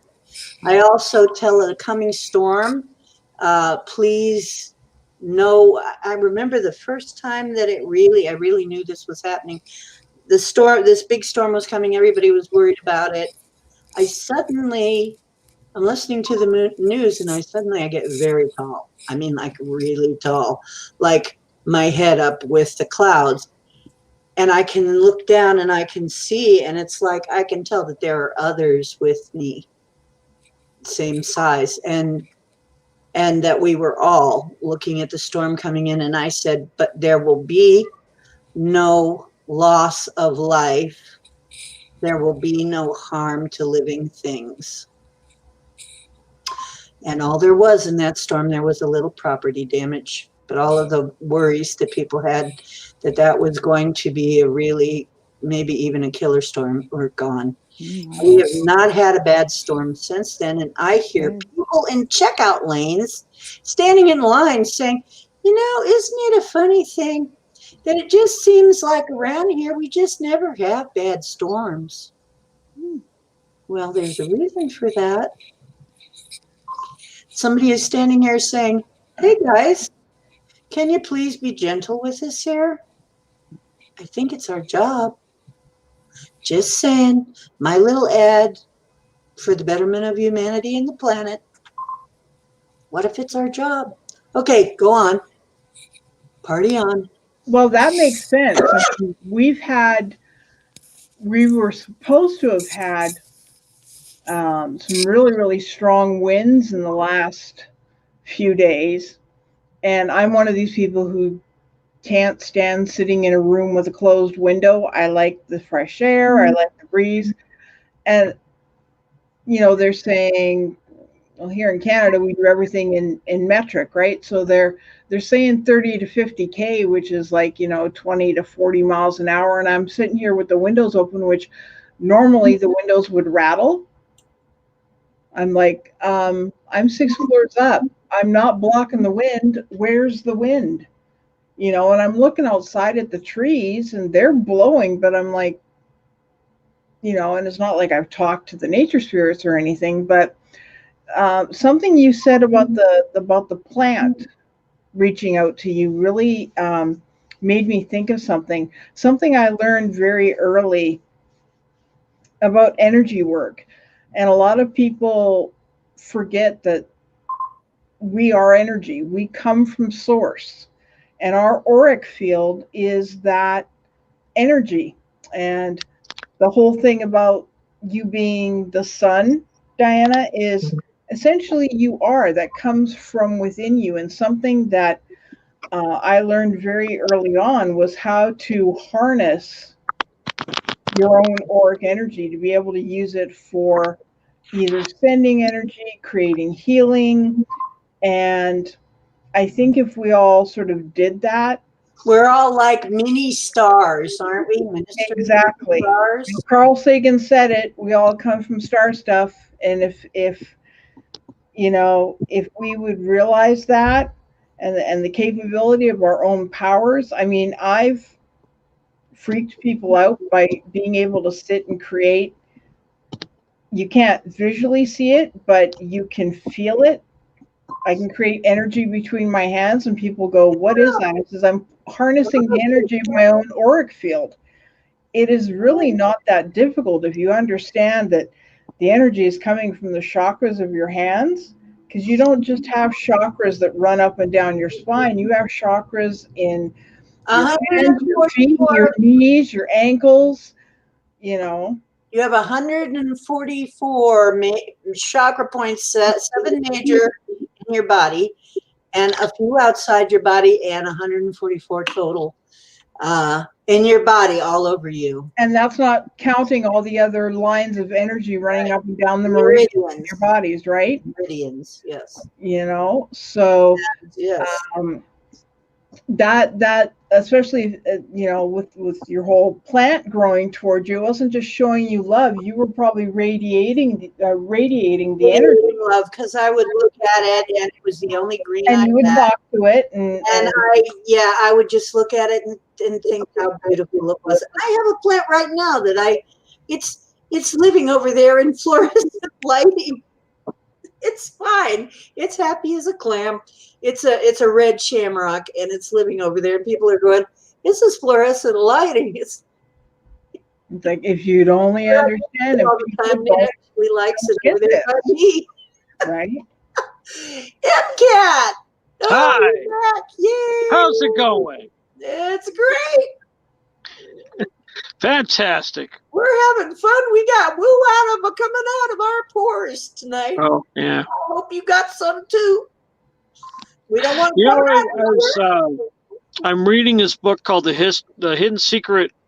Secret History of Trees. I think that's the name of it. No, The Hidden Life of Trees. That's it. And it's fascinating because trees communicate with each other, and they'll send resources to each other. So for a long time, we've thought that you don't plant trees close together, but you're supposed to plant them close together in a grove, especially if they're the same family, the same kind of tree, because they help each other out. They'll send each They other like to hang resources. together like a family. Yeah, they do. They do. And it's all done through the root system. It's all interconnected. It's just fascinating. And the other interesting thing about trees is from working at the hospital, I've seen scans of, usually when someone was in a PV room, and we'd see scans of a carotid artery or abdominal artery. But when I look at the vascular system, that's what trees look like. And so when I see trees, that's what lungs look like. Here's an interesting thought, MCAT, now that you bring that up, and I have often thought of this. There's a story in the Bible. I mean, remember, I grew up in a Bible home, and so I got a lot of exposure to the Bible, and one of the things that happened is when Jesus healed the blind guy, he said, "I see men as trees walking." And it always made me wonder, because we would kind of, without the flesh, if he was seeing in a different way, we would probably kind of resemble trees, wouldn't we? With the vein structure and everything, we might. Or the energy structure. He could have been seeing the energy structure of us. Just a thought. Just a thought. But the vascular system is interesting because it can grow around blockages, and so that'll show up on a scan as a blank spot, and then you'll see veins grow around that. Yeah. And they just know how to do that. You don't have to tell them to do that. They just do it all on their own. They do indeed. Well, almost, I still think it's got to be a design. I don't think all of this happened by accident. I just can't believe that. I'm sorry. People think all this happened just by accident. I think it was designed. And very meticulously designed. And designed in a way that we cannot reproduce. That's for darn sure. Not with our Not yet, anyway. Oh, that hasn't stopped people from trying. Ken, I was just talking about the Giants, and we're going to do a show on the Giants. We are going to do. Anybody got any giant stories where they saw anything? Ruins, old mud flood ruins. We're going to be doing that kind of stuff. We're going to be doing all of this, our hidden history type stuff. Okay, everybody have that. You know what? You're a darn good looking dude, MCAT. I do my best. I try. You're kind of Have you looked into Göbekli Tepe? Göbekli Tepe, yeah, for sure. Absolutely. That's a strange place. There is a guy called John Levy, and he does mud flood stuff, and he makes a very compelling case that a lot of these things that we think are mountains and hills are actually petrified buildings buried under mud. And considering what they have found in Bosnia, the Bosnian pyramid, which they've tried to discredit, but I believe that it is actually really a pyramid. I mean, there's too many things about it. It was buried under a bunch of dirt, and they go in and they find that it has a whole system. It has many passages. It has a water filtration system, air filtration system, entire life support system in this thing, and a beam coming out of the top. If you look at it with the right kind of camera, you can see that there's a beam coming out of the top of it. And people just want to discredit this thing. But you know what? Honestly, people even get healed inside this thing. I think that the pyramids were some kind of machine for healing. I do not believe there were tombs. I think that is absolutely wrong. I think they've been hiding their true purpose because they don't want us to know what we used to be able to do and what we used to know. That's what I think. That's just my thought. Here's another thing. One of those colossal statues in Egypt fell over. Oh, yeah? Yeah, fell over and broke open. And what did they find inside? Was it really a statue? They found what looks to be organs. Minerals in the shape of organs. This was a mud-flooded person. There's another person called who does Mud Fossil University. His name is Roger, and he makes a very compelling case too. He's actually gotten DNA off of some of these things. Oh, wow. That they were biology at one point. That's interesting. And we're going to do a show about that. I love this stuff. I want to do a show about this. You would not believe what he found. But all kinds of weird animals too. They thought they were mythical animal statues. But when you look at them, you realize, no, not quite, not quite. Because who is going to take the time to put ribs and bones and organs and make them and put them in a statue and then put no. These were creatures at one time. And the legends about having stuff that would turn a person to stone might have been true. Maybe they knew how to do that then.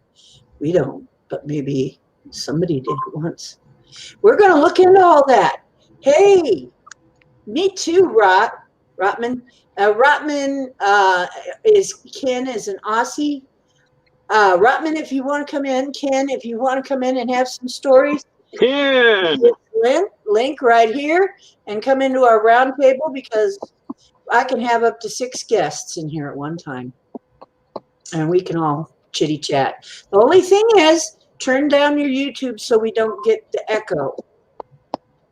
Figure out how to turn down your YouTube, because once you get in here, you'll be hearing it through this stream. You'll be hearing it through StreamYard. You won't need to listen to it through YouTube. You'll be able to see it through here, but you will not be able to see chat. That's the only thing. Okay, now that being said, please like, share, subscribe, and pull your friends in so that I can get my views up and my subs up enough that I don't need necessarily StreamYard anymore, because it's going to cost me 240 smackaroos.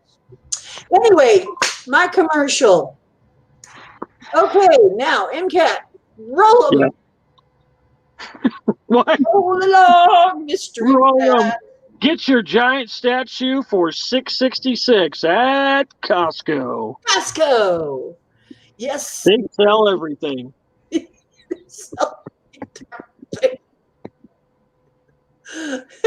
Get your giant lizard statue complete with internal organs and bone structure. Here at Costco for only. Get your action figures Get your action figures of the Portal Crew. Don and Brent, only $6.66 at Costco. We got our own crew come up here. We got to have a Nessie, and we got to have it's a Don action figure. Got to have a D bobblehead and an MCAT bobblehead like this, going like this. Anyway, go ahead, run, roll it. Come on, give me some more stories. Come on, get on here. Yeah. Jump on the stream, people. Some more stories. Give me some more So many stream. stories. Get a stream. I gotta have woo. Give me the woo, man. Woo. Woo. Okay, come on. I got woken up last night. I've got a couple of. I know there's at least 2 of them in there. But this one likes to blow air in my face. So I'm laying in bed, and this puff of air goes past me, and I'm like, "Come on, guy! I know you're there. Knock that off." At least it isn't coming from another orifice, though. You could be. Would it matter? I've heard of that too happening. I've heard of farting ghosts too. That would suck. I don't want that guy. I'm not giving any guys. I'm not giving any permission for that. Farting ghosts. So that was a funny story. Yeah, somebody actually told a farting ghost story. But go ahead.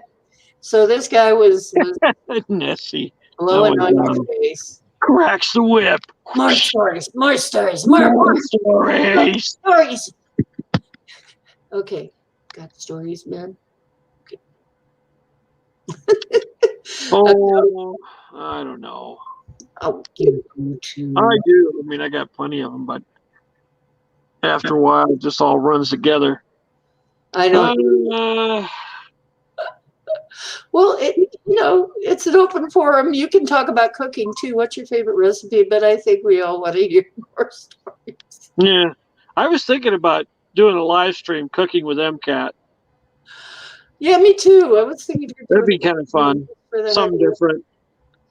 I might do that. I have. We're gonna make Wisconsin brats today. Come on. Yeah, I mean, we could do a cooking show. We could do a metaphysical cooking show. We could be cooking for a specific thing that we wanted to do. I don't know. Let's do something. Magical cooking. Magical cooking show. Magical cooking.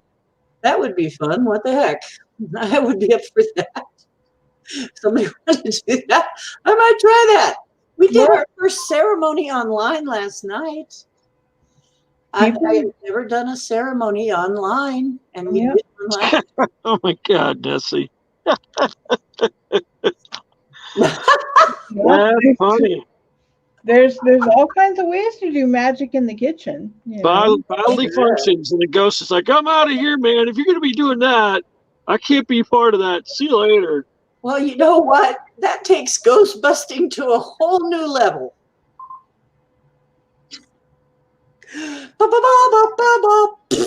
Oh.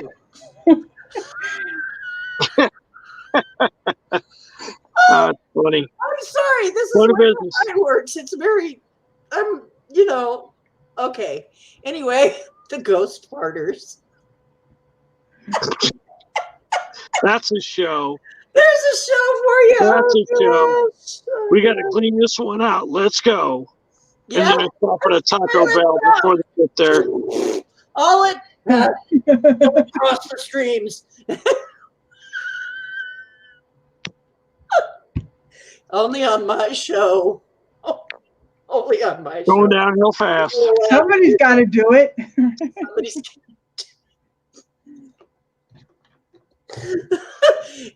Now, I bet you never heard that one before.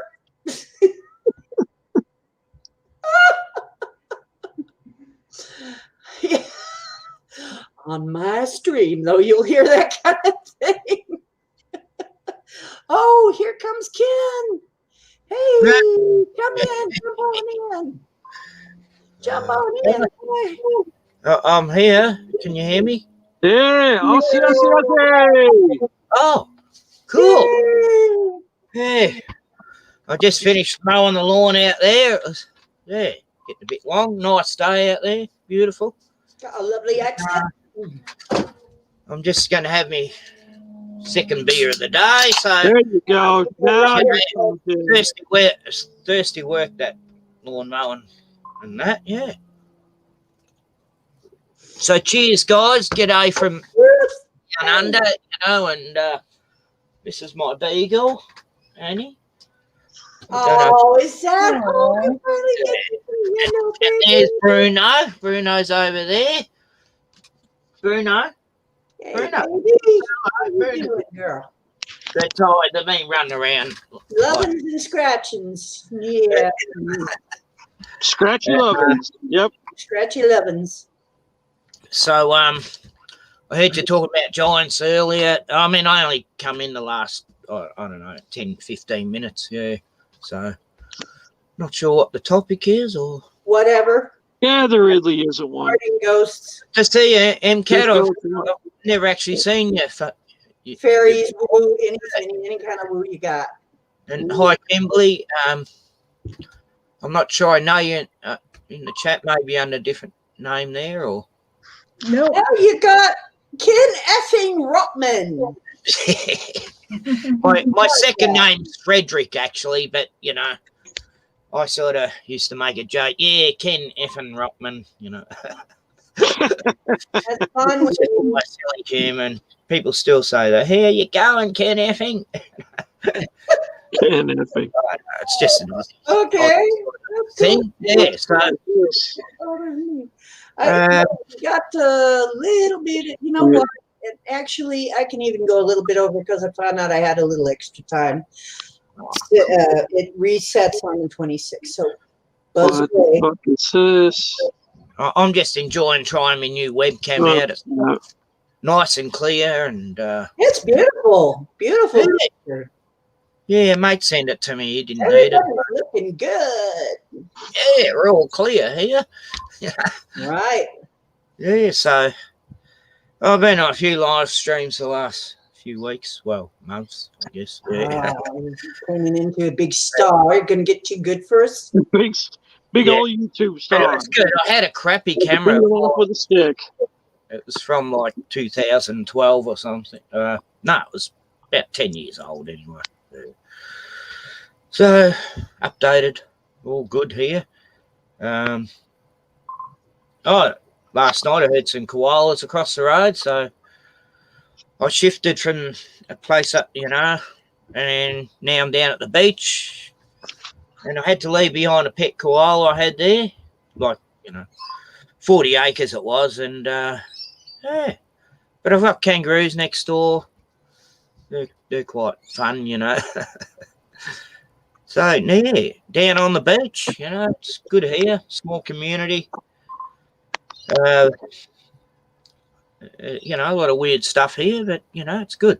All good weird stuff, yeah.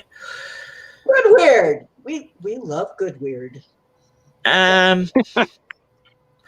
there's thylacines here, which you probably know as Tasmanian tigers. Ooh. That were Heard meant of them, yeah. they were meant to be extinct back in 1936. Whoops. Pushed the wrong button. Oh, That it's happens. all your fault. Don isn't here. It's all your fault. Push the wrong button, Frank. Well, I'm going to drop out. I should have been in bed about an hour Hey, ago. Truth, how you doing? Oh, thank you so much for coming, Kimberly. You were great. Well, You're a star. I'll pop in another time. Okay, you do that, please. Bye. Love you. Love you too. Nighty. All right, it's just us, guys. Yeah, no, it's just us. That's not good. Wait a minute. Let me get Rotman back here. There he is. He's back. I'm still here. Woo! Okay. Thank you, dogs. Yep, still here, aren't we, Annie? No? Hi, Truth, by the way. Hey, Truth, if you have some woo to share, I can get you in. I can get up to 6 people in here, and we can have a big old party. It's still Hey, done. more the merrier. Plenty of room. Come on in the woo train. There's a room in this here. All right, I got to go back to work and keep on rolling. Oh, Okay. okay. Yep. I'll see You're you on guys the road, later. right? Let yourself out, don't you, dear? Huh? If you know how to let yourself out, there's a thing says leave studio, but it was wonderful having you in. All right. I'll see you guys later. When you think of something else to say. All right. Maybe I will. Okay, you better. Okay, I'll see you. I see.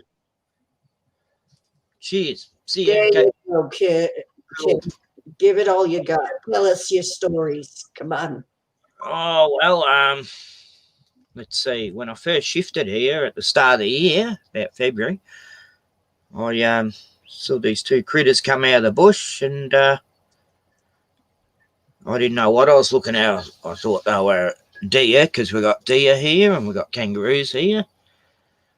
And then I realised, hang on, they're thylacines, because I've been obsessed by them all my life, like always, wish they were still alive and that. And it's weird how I ended up at a place where they've actually been seen by many locals here, and there's a thylacine researcher who comes here every few months to investigate. And I was telling people I've seen a couple of thylacines. It must have been a male and female, and they're beautiful. They definitely didn't walk like deer.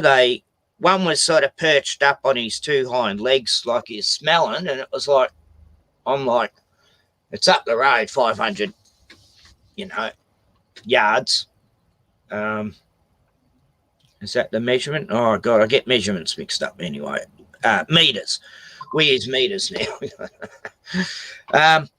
Yeah, and they were beautiful. The sun was just setting and the sun was shining on them, and there was a couple of kangaroos around with them, so they obviously get along with kangaroos. They are carnivorous, but Or not wasn't hungry at that moment. yeah, they were just When they're not hungry, and they're not really that dangerous, really. they were just chilling, and then they must have sensed we were watching them. Me and my dog were watching them on the porch, and then they ran off into this bush. There's a big path through the bush that goes to this inland lake, and all the kangaroos, wombats, they all use this one, all these tracks throughout the bushes across the road. And yeah, so I was wrapped, and then I started meeting people who'd actually seen them, who told me that they'd seen it. One, like this guy I know, he told me he'd seen one before I even told him I had.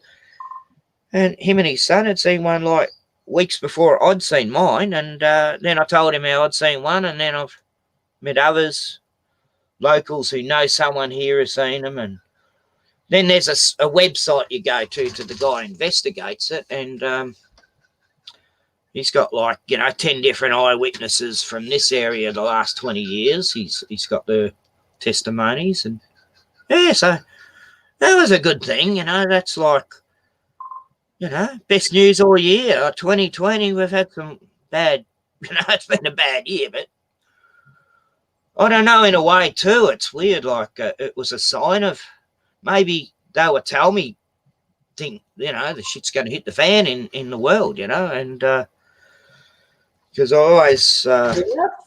I've always expected things to go the way they did this year, not exactly with the social distancing and the wearing of the masks and all that, but I knew they were going to bring in some form of way of controlling us, and here we are, We didn't quite see what was going to come, but the system reset they want, They want, not us, and their reset's going to be very, tyrannical, very communistic. They're trying to bring in this omnibus scheme here in Australia where they're going to get away with what they think they're going to get away with. So they want to give, public servants the power to arrest you, like the postman or the,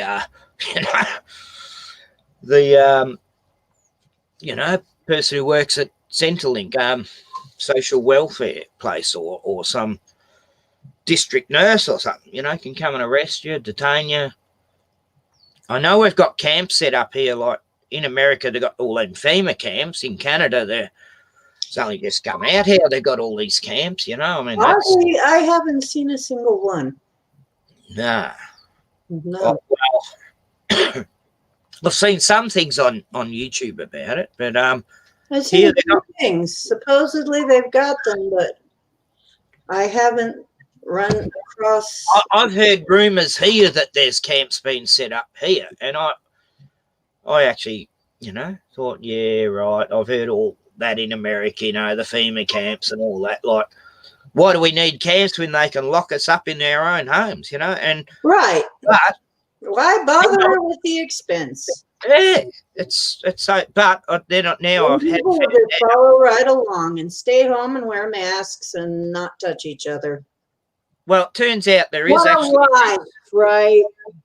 What there a is life. these gigantic camps set up in Northern Territory, right in the middle of Australia, and they're there. They just come out and said they're all ready to use as quarantine camps, you know. And for people coming from overseas who used to live here, there's like 27,000 Australians wanting to come back home, stuck overseas, you know. I mean, it's a sorry state of affairs when they won't let our own Aussies come back home. And there's, you know, there's been over 530 something deaths the last 9 months from suicide, you know, and allegedly 800 and something deaths from corona. So they talk about corona deaths. Are you counting the ones? So you add up the maths. 800 corona deaths to 140 probably now. That was figures a week and a half ago. Yeah, it's like, and how many were actually corona deaths? I mean, most of the people dying were people who are dying of old age, really, you know. And yeah, really. I got a mask exemption now, Dee, you know, and it's like the best thing I could ever have, you know, this year, because I have not worn a mask. I was wearing the shield. Chris, you're late. You get a spanking. Yeah. No, I was wearing the shield. I didn't mind wearing the face shield because, you know, that was allowed, but then they brought in a law that was no longer inappropriate, you know.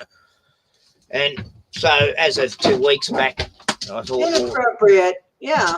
They're going to make this about inappropriate, then I'm getting a doctor's exemption, and I got an exemption from the doctor. But a lot of times in Melbourne, they just attack people for not wearing a mask and then ask them questions later. So,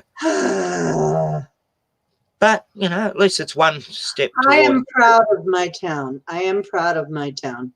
Yeah, during the riot, black people and white people were smiling at each other, were pulling down the masks and making sure that everybody knew we're not participating in this bullshit violence.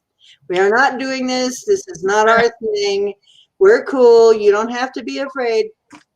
Exactly. And I saw a guy walking down the street, and I mean from a distance away, and he, you know, made a point. Hey, hi, how you doing? Hey, you know. Beautiful, isn't it? When you make sure I knew. See someone's face. I had these excavators around. They were pulling out these old septic tanks because we're on sewerage here now. So someone bought the tanks out of the ground, and 4 workers here, not one wearing a mask, which is rare to see. And I went around congratulating them, going, "I'm so glad you come here without a mask," you know. I'm sick of it, you know. I'm just. I was shopping the other day for the first time without a face shield, and I never got asked once, and yet every single other person I saw was wearing a mask, you know, in town. And well, you know, we're playing this big old all these school kids had just got out, you know, from the Catholic school. They were all sitting around, you know, in the mall. And I went past going, "Hey, you guys don't have to wear a mask, you know. You're young. You're immune, you know. You don't have to wear the mask, you know." Really? I've said that a few times. I actually filmed that experience of going shopping without a mask. And I'm pretty sure I actually had it in the fall before we knew what was going on, sometime in November, I think. I thought it was just that because I was moving and I was feeling so crummy. But I did have 3 waves. I did too, just at the end. And I was sick. I had the different things. But I figured it was just my allergies and nerves of moving, the strain of moving and all that. By the time I got all done with it, and then they started talking about the COVID, and I'm like, dang, I think I had that. I ain't afraid of no COVID. It's the mutated flu they brought out, I think, and now it's more or less mutating itself out, you know. I don't know. I could be wrong. You know what? I really wish everybody would adopt the whole thing. Look, we have to stay together as a human race, because if we don't stay together, you know, They want separation. People who want to control us want separation. They don't want us to be together and want us to be strong. Yeah. That's tough. It's going to happen anyway, because you know what? Bringing up the old racism card. I mean, God, come on. That's an old story. Hugely. We all got over that, you know. There's never that in my country. Well, not where I live. How anyway. many times have they brought up the race card? Come Oh, on. Is that all you got, guys? Is that it? Yeah. And then the meteor. Oh, meteor's gonna kill you. And then murder hornets. And then Oh, yeah, the murder. oh yeah, the murder hornets. Yeah, you know. Come on. And then we had the bushfires before the COVID here in Australia. It was like, we're still just getting over that in February, and then COVID allegedly hit in March, you know. And well, you're in a lot better circumstance than you were when I first saw you on the portal. You were having snakes coming in everywhere, and I said, man, you got to get the heck out of there, Ken. This will be the first summer I'll experience without snakes coming out everywhere. A lot of us moved. At least here I can see where they are. Where I was living, it was, you know, there's like a million hiding spots, you know. And Marie, yeah. we're all going to. I'm pretty sure that all of us here who are praying folks are going to pray for you. Yeah. Well, you know, I did come to the best place to survive COVID, you know, and it's funny because Bruno used to live here. He's master owned the house. Yeah, Bomber, where you been? You missed the fairies. You missed a bit about the fairies, girlfriend. You missed a bit about a whole bunch of things you missed. You just missed a bunch of stuff. Yeah, fairies, I believe they're everything. Yeah. If you believe in, you know, UFOs, then why not fairies? You know, I mean, they're all sort of once you have enough stuff happen, you just go, sure, it could happen. Yeah. Get in stride, like, yeah, why not? Well, I had UFO experiences all my life, you know, since a kid, you know, so I could never deny anything. Like, you know, I'd had one come right up to me, you know, one night when I was, you know, about 10 years old, and in the middle of, you know, we're living in farm area in a paddock. About that. We're into the woo tonight. This is the woo train. Come on. Yeah. Spit it out and come on. Don't hold back. And, yeah, no, that was a good experience. I mean, I was out in the backyard with my brother, and it was just, you know, a couple of farmhouses, you know. Like nearest neighbour, you know, quarter of a mile away. And my dog's coming in. You know what? I got to say something while you're doing that. Truth, if you want to come in, Treva, I get your name wrong. I'm so sorry. You're all right. Bomber, anybody, there's the link. All you have to do is click it and you can come right backstage, and then I can get you right in. I got up to 6 people that I can put in here. We can have a big old party. So don't be shy. Right now we're talking to Mr. Ken. There should be a few portalians out there, paranormal portal people, you know. Yeah, a lot of the portal people are here. Yeah. Portal people. It's not on for 2 days, is it? Yeah, that's right. Right, there's 2 days it's not on. And you know what? It's like I'm gonna try to slack a little bit here. Yeah, what was I talking about? Your UFO. Yeah.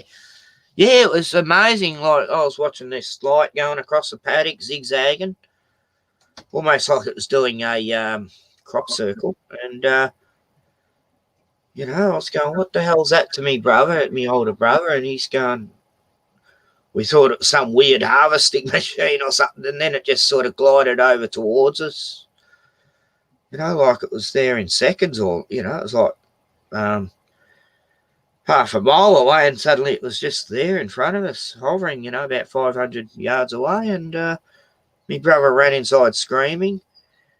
And I'm going, what's wrong with him? It looks beautiful. You know, this is great. You know? And it was just hovering there, sort of slowly span around. It had gigantic orange orbs, like windows almost, with like this vector spokes. It was, yeah. And then my parents come out in the family, and it just flew off across the paddock over some trees and turned orange as it zoomed away. But it was like it didn't want to be there all of a sudden. But then after that, we kept having lots of lights coming through the windows. I'd hear me mum and dad screaming, and UFOs just been hassling. And men in black, shadow people, we had them, us kids had that experience, and it was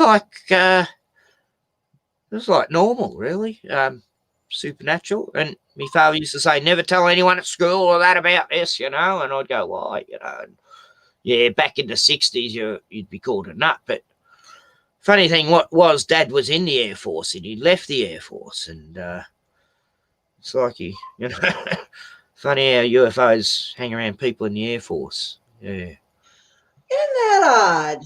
Yeah. And he was in the Freemasons Funny. as well, Freemason. We were a long line of Masons. I was a Freemason. I know I've been abducted. Yeah, that's in my family line, and that goes down a family line. My dad was a Mason. I know a bit about the Masons. I know a bit. Oh, cool. So you have a bloodline link to it too. Yeah. I got a linked bloodline to that, but this is my avatar. Like I said, this is in-game talk here. We're in a game. My family go far back to when the Freemasons were known as mainly stonemasons. They were builders, and then all this other group come in, Knights Templar and all that, and took over it all, and sort of kicked out the originals, let them back in like 300 years ago, or maybe 200. So for a while, the ones who created the order from the start were kicked out and then allowed back in later, hundreds of years later or something. It's weird, but my family, very long line, I used to do a lot of Masons' houses. I used to paint, and I'd paint all these judges and doctors' houses and they all had their ring, and they used to try to tell me to come back, your grandfather was in it and your uncles and your dad, because my dad left and became a Jehovah's Witness, which is funny because the guy who created Jehovah's Witness is a Freemason, back in 1880s, he was a Mason, and his sister actually worked as a student for Aleister Crowley, so there you go. Lots of links to, Freemason, Satanism, well, not so much Satanism. It's more it's the Illuminati is all I can say. How many words is there for this group? That control the whole world. Yeah, New World Order's here. I'm saying, because my grandfather even used to say the Mason slogan is we're like a tortoise. We don't care how long it takes, but we'll get it done, And that is the slogan, and like, look, I don't care if it's Remember, if you have something to say, pardon me just a minute, Ken. Yep. Remember, if you have something to say, this is a place you can say it. This is call in someone. you can say it. You go right ahead and click that link, and we'll get you backstage and get you on immediately. I'll never stop raving if someone else doesn't. Call in.